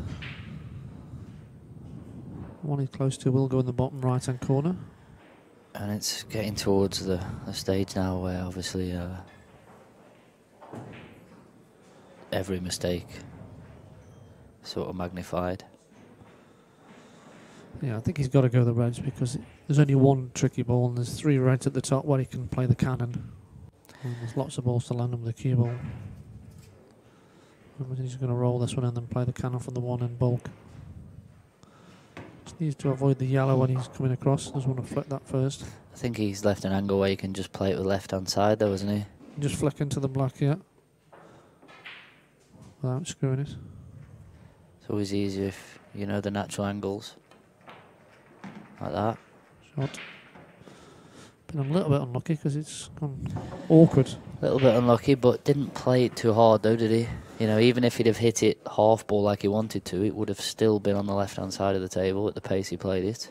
Yeah, if he had a quarter ball, he would have been absolutely plumb because the cue ball would have been down the table and the black would have been staying where the white is now. I think it was too soft anyway, but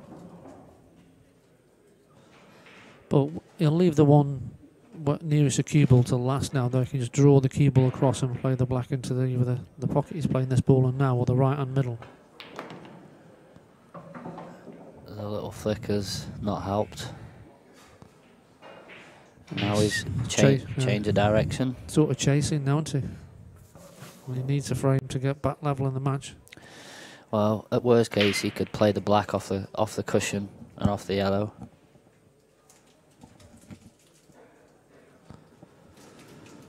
Might be a case where he has to take the one and bolt now and just take his meds. He's definitely got to take the one and bolt now. He's got no option. And I think he then really has to just try and get good on the black to play it off the cushion, off the yellow. Can you play the red in the top right hand pocket and then play the cannon into the 2 that are planting? And screw off them. What, rip it off the side rail or left hand side? Just into the balls and then just come up with a bit of side. No, because you could open the pocket up.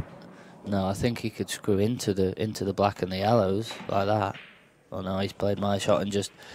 I think this is the right way. Just he wants the cue ball somewhere near the yellow that's in the middle of the table to just play it off the cushion. Yeah, because he's going to play behind it off his last ball, isn't he? Yeah, because the cushions slide, I think it helps with playing this shot with the black off the cushion because they slide. I think it makes it easier. shot. Perfect. Just wants to get low on it. Well, not too low, but low. But if he's too low, he could come off the side rail and drift past it and pop the black into the same pocket as the red. Yeah, I'm just worried about being too low and having the angle where you've got to go into that yellow on the right-hand cushion. So, low, but not too low. What about straight? Straight's no good. Might be forced to play in the double now. Not play the ball off. What about just go off the side rail, a bit reverse side, and still play my shot? Yeah, I can do that.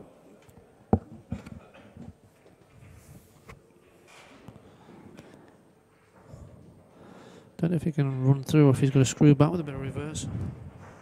He's looking at your shot now.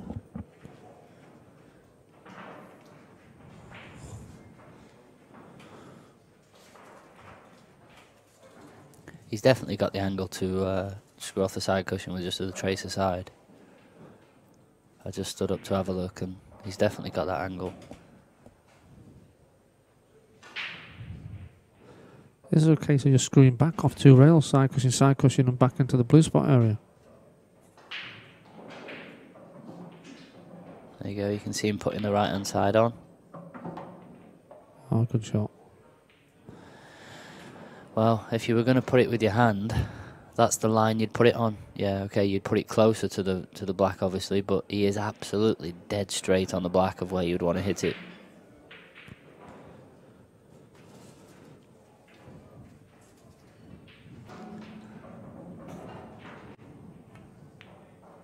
Just found the gap. And when I said it makes this shot easier, the fact that the table slides, that's exactly what the table did there. It slid down and obviously missed the yellow. So you do have to allow for the slide, which means aiming the black further up the side cushion. So Adam's asked about we had a tactical battle, Ross McKinney, so you're talking about the old rules. I personally didn't really play much of the old rules when I was sort of 13, 14 years old. It was the world rules were introduced, so I grew up playing the world rules. And people ask me all the time, I mean, Lee can answer your question on that in a minute, Adam, about the old rules, but my take on the tactical side of world rules was people always used to say, oh, was Brewer's the best tactical player. In my opinion, he was nowhere near the best tactical player at World Rules.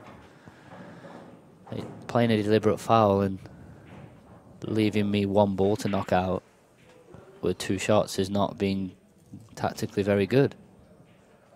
There was players that were much better tactically at World Rules.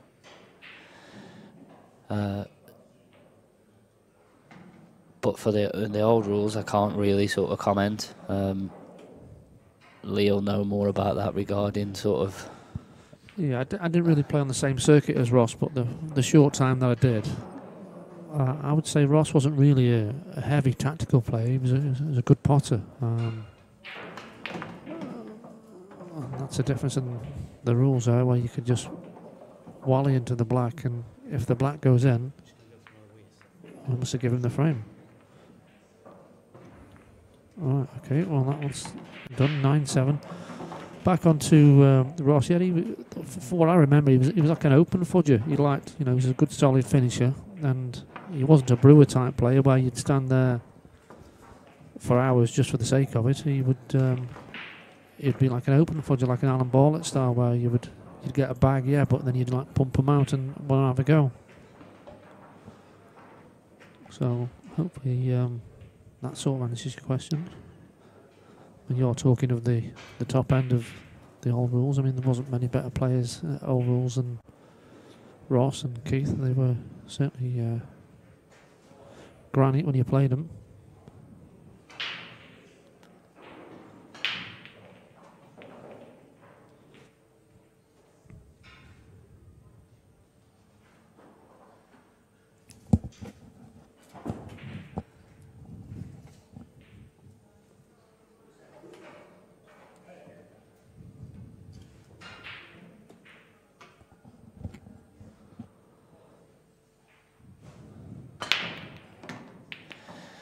So this is a massive must-win frame for Scott, and he's absolutely crunched the break, as he has done for most of the match, to be fair. That's what I said about when you hit the break that hard. Even if a ball doesn't go in directly, which two of them did there, one of them got kissed down the rail and flicked into the right corner, so you've got chances if you get the balls moving. Obviously definitely going to go reds, but he can only sort of make sure he pots this. Yeah, and Andy Richardson's come on and said the last rack didn't look straight, and I've had this conversation a million times on this stream about him doing that, and every single time they rack it up offset to the right hand side, which I honestly I think that they don't know that they're doing it, because the players that do it I've spoke to, and they're not doing it to try and gain an advantage. I honestly think it's something to do with people's alignment, that they align it to the offset, and sometimes, as Andy said there, that last rack especially, I noticed it was offset probably by 2 balls to the top cushion. It's strangely, and yeah, you can use the alignment to say it's people's alignment that's offsetting it to the right hand side, but why does nobody offset it to the left hand side? I don't know, I do it all the time, I don't even know I'm doing it. So it is just something how your eye line looks at it. You sure you haven't worked out a break where you sneak a ball into the corner? I've tried the KCB, the Kenny Cup break, but no, not to benefit me. The question I'd like to ask is Andy Richardson, the Andy Richardson from Leeds, that was a top player many years ago, probably still is. I haven't seen much of him. Does it give you an advantage by offsetting the rack? To be honest, I wouldn't have a clue if it does or it doesn't, but the bottom line is that the rack should be set up dead straight and the black should be on the spot, so that's the way they should be racked up. With people not knowing that they're doing it, then it's hard to judge, really, isn't it? So. Well, I think what he means, does it gain advantage by racking up like that? Does it make a ball go in? Does the ball go to the pocket, track to the pocket sort of more directly, or what? But if I played the cut break, I think it's a disadvantage, because I know when they are set straight, I know which 2 balls I'm trying to pot. But whether it's when people are playing the power break, there's something different.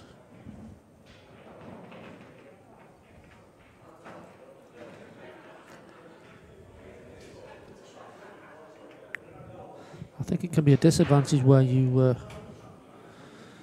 if you set it the wrong way and it you catch a front ball thin because you've got it set wrong.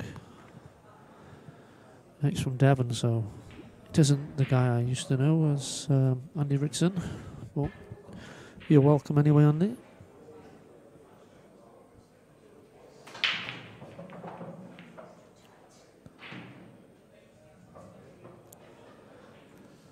So Scott's got another chance to try and beg the scores to 1. Obviously there's a must-win frame. This is it so far in the match, because three behind, he's a long way from home then, isn't he? He's just come a little bit awkward because I think he's finished straight on this. He tried to screw back and knock the red off the rail, I think, the shot before.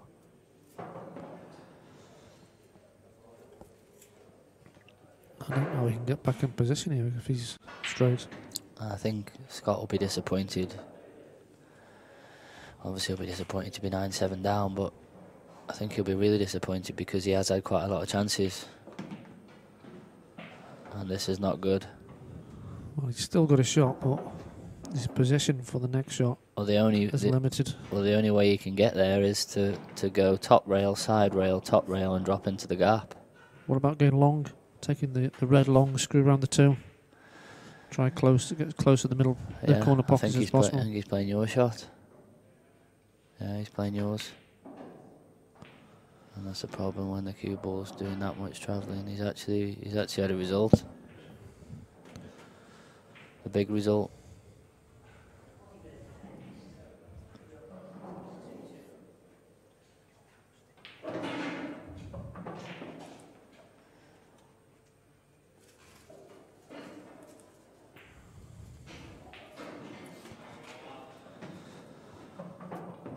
So Mike's at the option of playing the yellow inside that red. Cushion first. The problem is his cue ball's going to be staying where the other red is if he misses it and leaves him a chance. No, he won't leave him the one at the rail, will he? He could get it over. He was guaranteed that the only red he could leave him was the one over the pocket, and that's the one he's left him. I think he's got to play the cannon. I don't know if there's a line to sneak inside it. If there is, it's tight. You see all the players ready for the next session and the ball. I think he might go into it. It's a good shot. Has he got enough of the red? Yeah, he can snick this in. He can snick it in. Black only goes into the left corner. Well, I think it goes into the same middle. That's what you're saying. Thin as you like, but off the top, cushion back down, just or snick it in and just leave the cue ball sort of anywhere near the middle of the table and leave yourself a shot at the black. You don't need to try and be too cute.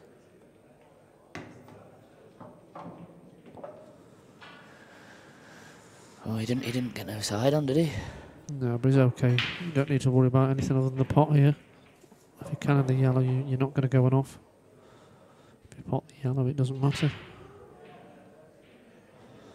So I fancy him to make this one. Is he screwing it? Plain ball for me. That's amazing that he screwed it. I can't believe he screwed that, Lee. Oh, go on. Oh, he's conceded again. Well, his head can't quite be right because he's just conceded the last two. Yeah, he was going to get them, but you just need to clear your head now.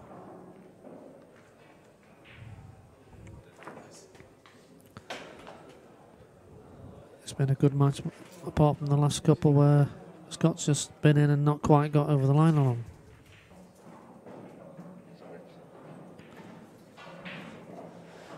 It's a game of missed blacks, I would say, from Scott's point of view.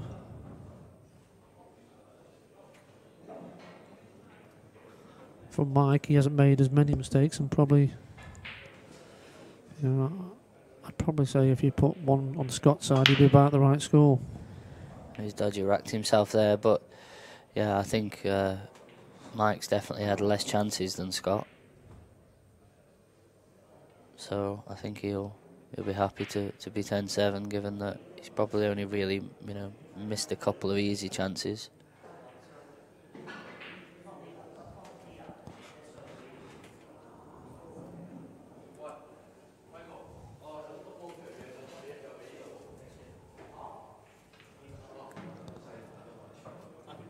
We're now away from the next session. As I'm in the commentary box, I have no idea who is in. I'll find out for you. I'll get Lee to pick him. Just order me like a cappuccino or something, just so I can take these.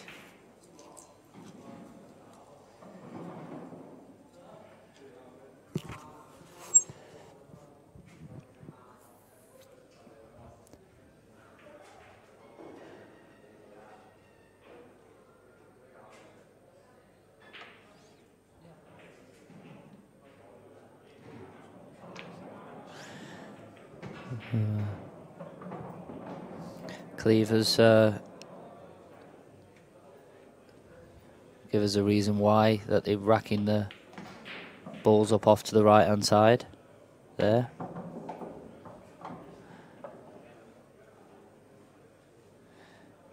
So basically saying astigmatism, most astigmatisms are in the left eye, therefore most people's focus eye is in the right eye and therefore pushes the vision off to the right. Well, makes sense, but does that mean everybody has got a astigmatism in the left eye?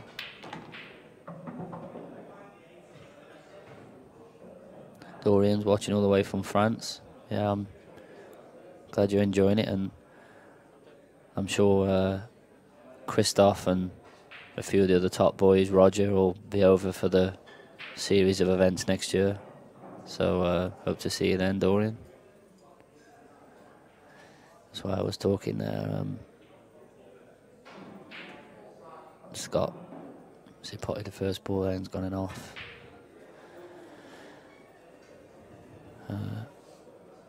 sort of from bad to worse at the end of this match for him, really.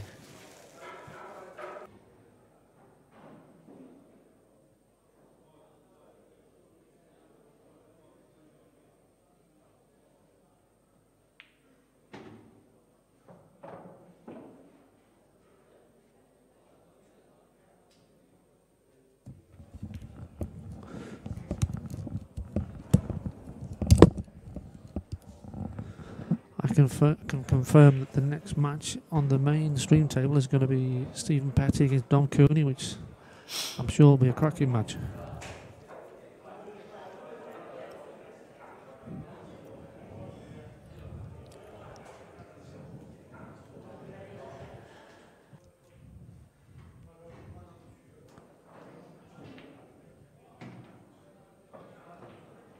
And on the second stream table, it'll be Spencer Jones against Orphan Dad. Still waiting for confirmation on the third stream. And Al Grauto makes a decision, I'll let you know.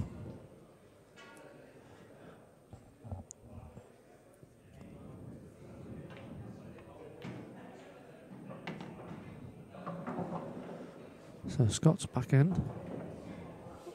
I assume it must have been a dry break, was it, guys, from Mike? No, it was a dry break, and then Scott potted his first ball and went it off, and then, to be honest, I was looking at the live chat and I didn't see what actually happened, but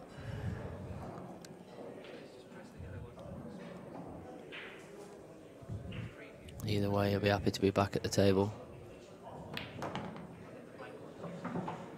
And if anybody wants to come down, they're welcome to come down. We can always get you in the commentary box. Or just have a flutter with Jed. Or partner, the betting partner from the winning post. You can bet by Facebook. Text or phone him up. Come down in the club.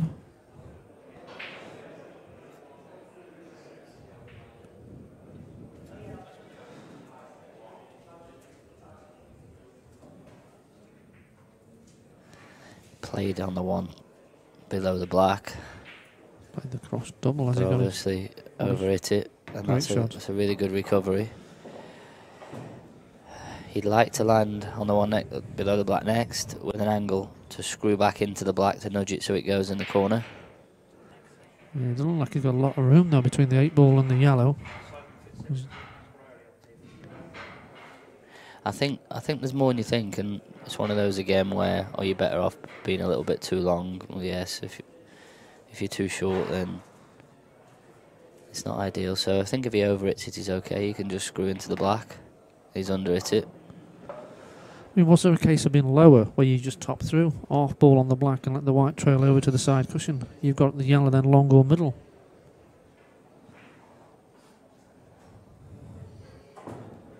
It wasn't a hard shot though, Lee, was it, to top off the side cushion there and land on that one below the black?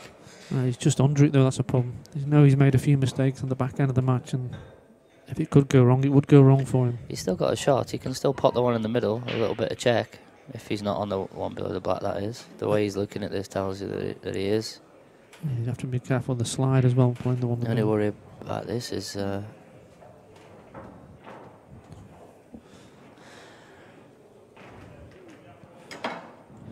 I'm not really liking the one next to the black, and if you hit the one in the middle and you checked it, it could skid down towards the black. There you go. Is he not? No. Did he turn it over? I think he could turn that. I think he's played this well. Needs to bounce. That's a great shot. What a shot. Now he can screw into the back of the 8 ball. He's guaranteed a shot then. Doesn't want to be running it through. Quarter ball would be nice. Be up to the plumb on the middle. Was it full ball? It was as bad as it could have gone. Still should make it, but... You say as bad as you could have gone, Lee, though. That's a cannon that you should be able to control, isn't it? That was a good shot. Yeah, I just got there and knocked it in as it was over the hole. I think that was more out of frustration. So... I just think he isn't thinking straight, guys, at the minute. I think he's just made a few mistakes, and... like I said earlier, he needs to clear his mind, but, you know, he's only a couple behind now if he keeps taking them. put the pressure back onto Mike. 10 frames to 8. Scott to break. Not going to even try his nickname. I'll leave that one to Gaz. His nickname is Gooseby.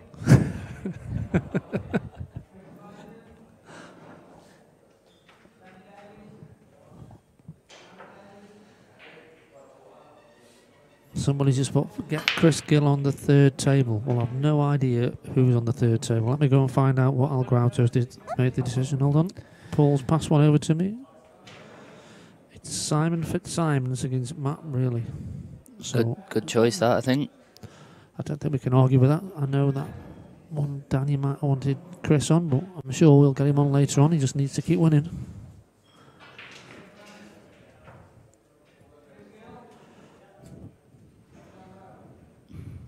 Another really, really good break there from Scott.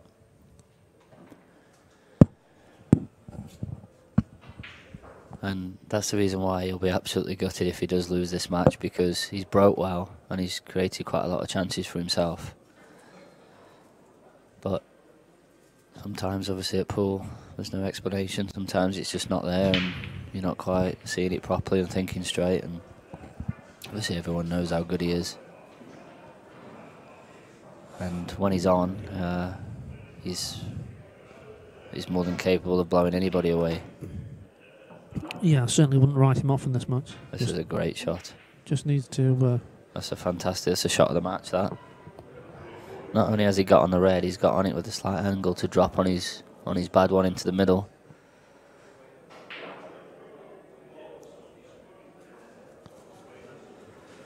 Yeah, if he gets this one, the match becomes interesting again, doesn't it? 10-9. It's a drop. A little bit jabby again. He obviously wanted the cue ball another inch further forward, which then takes the cue ball closer to the red. I think he's fine, because if he just stuns that one in, he can take the outside red one furthest away from his He can, but if the cue ball's where his little finger is, on that sort of angle, then he can get the cue ball up to the black spot. And I just think all these things over accumulation of the finish can catch you out if you keep playing the... Oh, definitely. But if he gets a cue ball now between the line of the middle red and the middle pocket on the left-hand side, he's absolutely plumb. Anywhere close to that, he can... he's straight, so just needs to make sure he comes far enough back. It's important to be on the middle one of these three reds.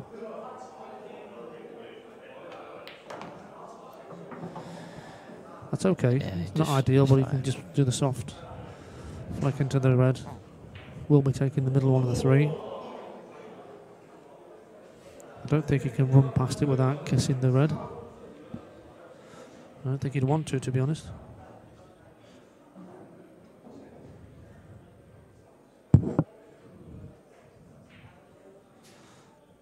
It's hard work trying to have a drink with the microphone stuck to the side of your face.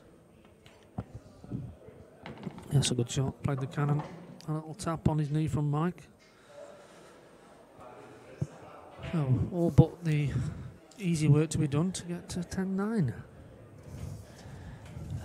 So, Peter's asked what the stream games are. He's missed that. So, on this stream table, number 1, it's Steve Petty against Dom Cooney. On the second stream table, Orphan Dad against Spencer Jones.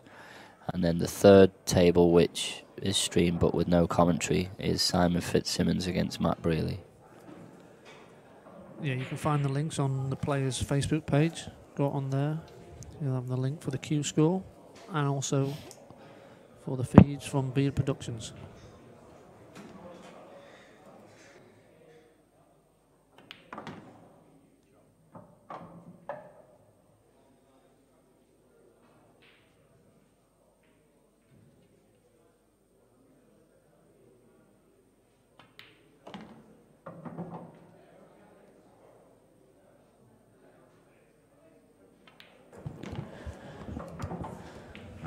Good finish that there from Scott. First shot especially was really good. It's game on now, and I said before that Mike's been hitting the break quite soft.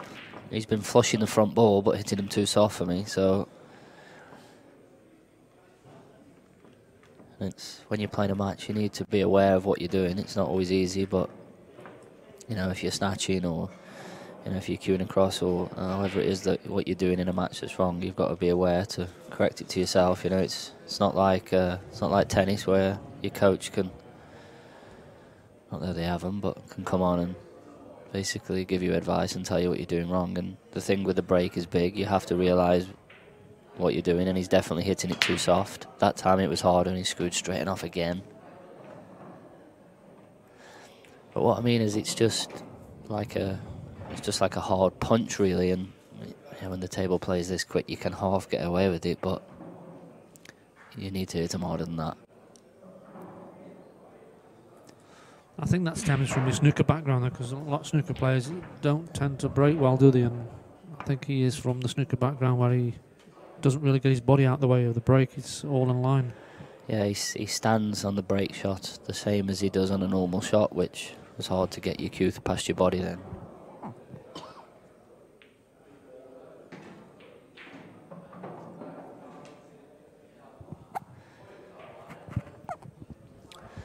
I can tell you the other stream table that's still going on is Harjit Singh against Darren McVicker. That's also about to go 10-9 to Darren.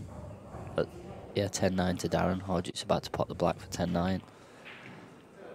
Well, we got two of the stream matches right, and we got two close ones. Rob Warren spoilt it by putting on a performance of 11-1, already in the winner's enclosure. I'm sure it was entertaining in a different way.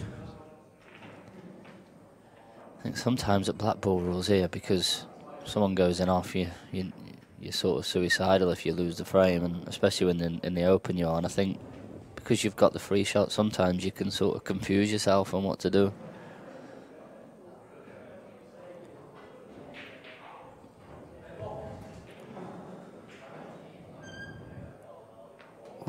I wouldn't just carry on as normal, wouldn't you? With this one, just normal. No, what he's going to do is the red that's closest to the black. I think he's going to develop that. That's what I would do.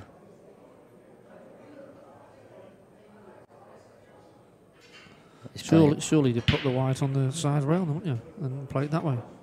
There you go. He's played my shot. That's how I would have played it, because that way you get the white out.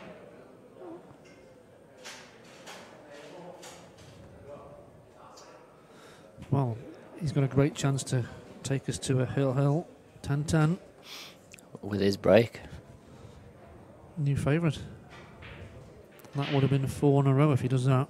Some comeback from 10-7 when we thought his head wasn't quite straight. Yeah, and I think it's some comeback more to the fact that the way that he was feeling and the chances he'd missed, and he conceded a couple of frames. Yeah, I know he conceded the frames and he was going to lose them anyway, but you know, anything could happen. Opponent can feather the cue ball.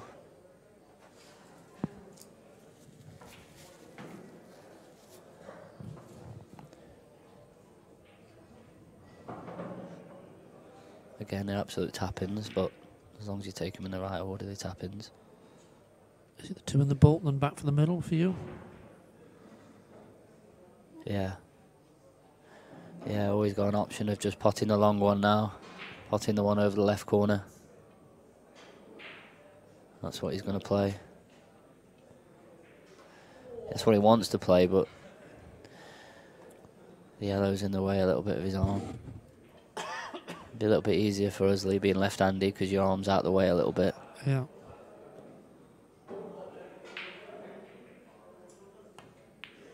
Struck it nice. He's back hitting the cue ball nice again. Strange how he went through a spell of jumping up off the cue and it looked a little bit jabby, and now he looks like he's hitting it sweet again. He lost his way, but now I think he's more focused, where he's gone from trying to win the match to feeling like he's banging the match.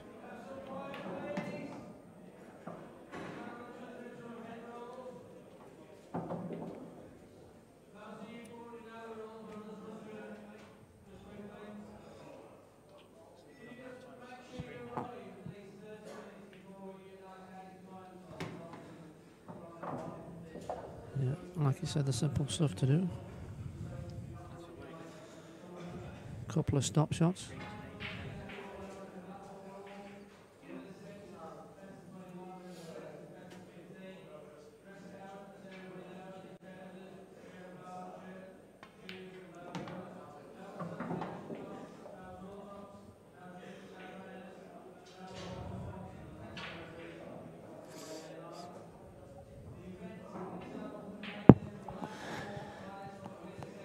So Cleve T's asked a question. I've noticed there's quite a number of players that spin the cue ball against the top rail with their hand before they break.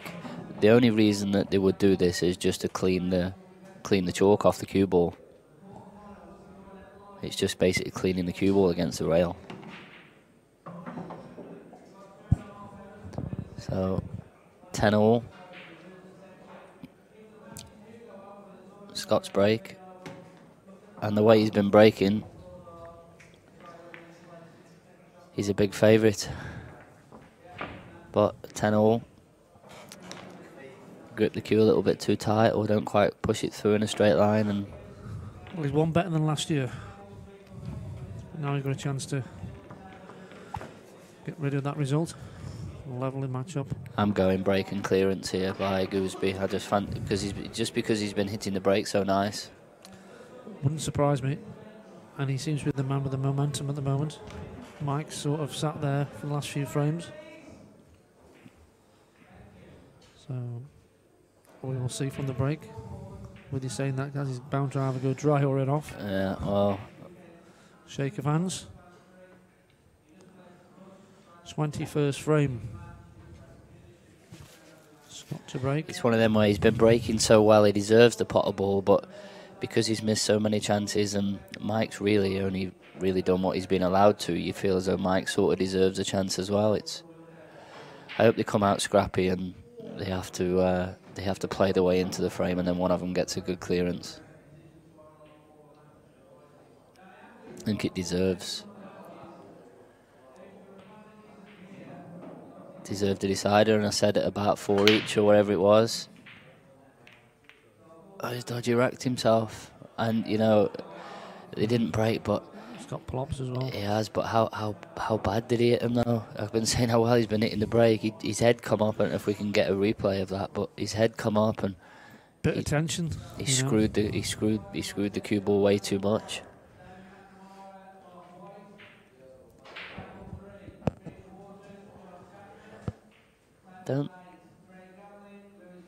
They are easy. He's just coming around to have a look if the black goes in the middle, and I don't think they're absolute gimmies, Lee. I don't think they're as easy as. Well, it makes reds for me. I was looking. See, I'd go yellows. I'd pop the yellow into the corner, and then pop the one into the middle and drop forward. And if you need to, you can play the cannon.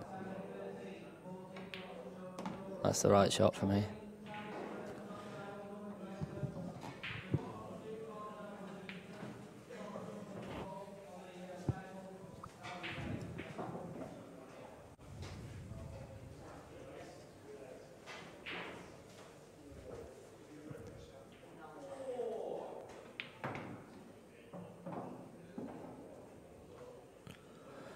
Was he tapping into the 8 ball here? Yeah, I think so. So playing there.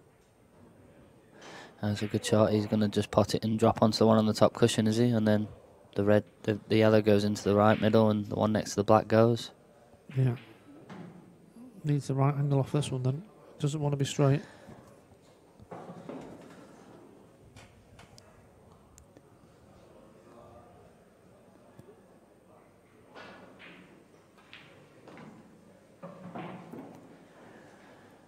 Harjeet Singh and oh, it's gone wrong, is it? No, he's okay. He can just play a little screw shot into the top yellow now. Harjeet Singh and Darren McVicker are now 10 each. Message from one the French guys that was in Morocco last week, Dorian, saying he wants to come over. I did speak to Fred, Dorian, regarding you guys coming over. You're more than welcome to enter the series. It'd be great to have you here. As long as you don't upset Rob again, though.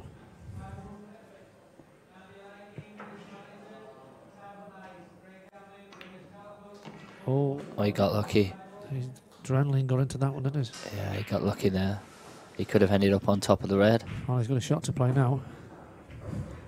You need to come back at least a 40, you'd say. I think he's. See how far away from the cue ball he cues, Lee. Yeah. Oh, some shot. Good cueing that under the circumstances, 10 apiece.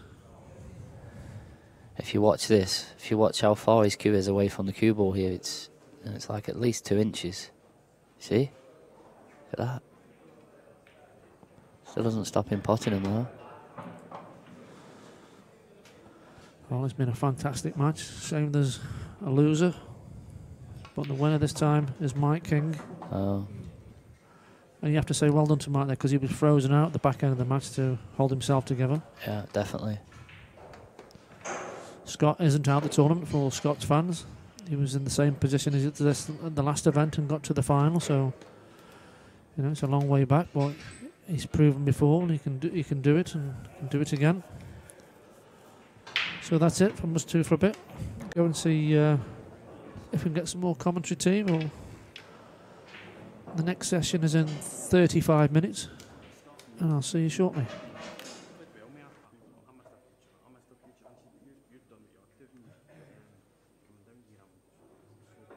Correction, 5 o'clock. Got a little bit carried away, and I was hoping it was going to break.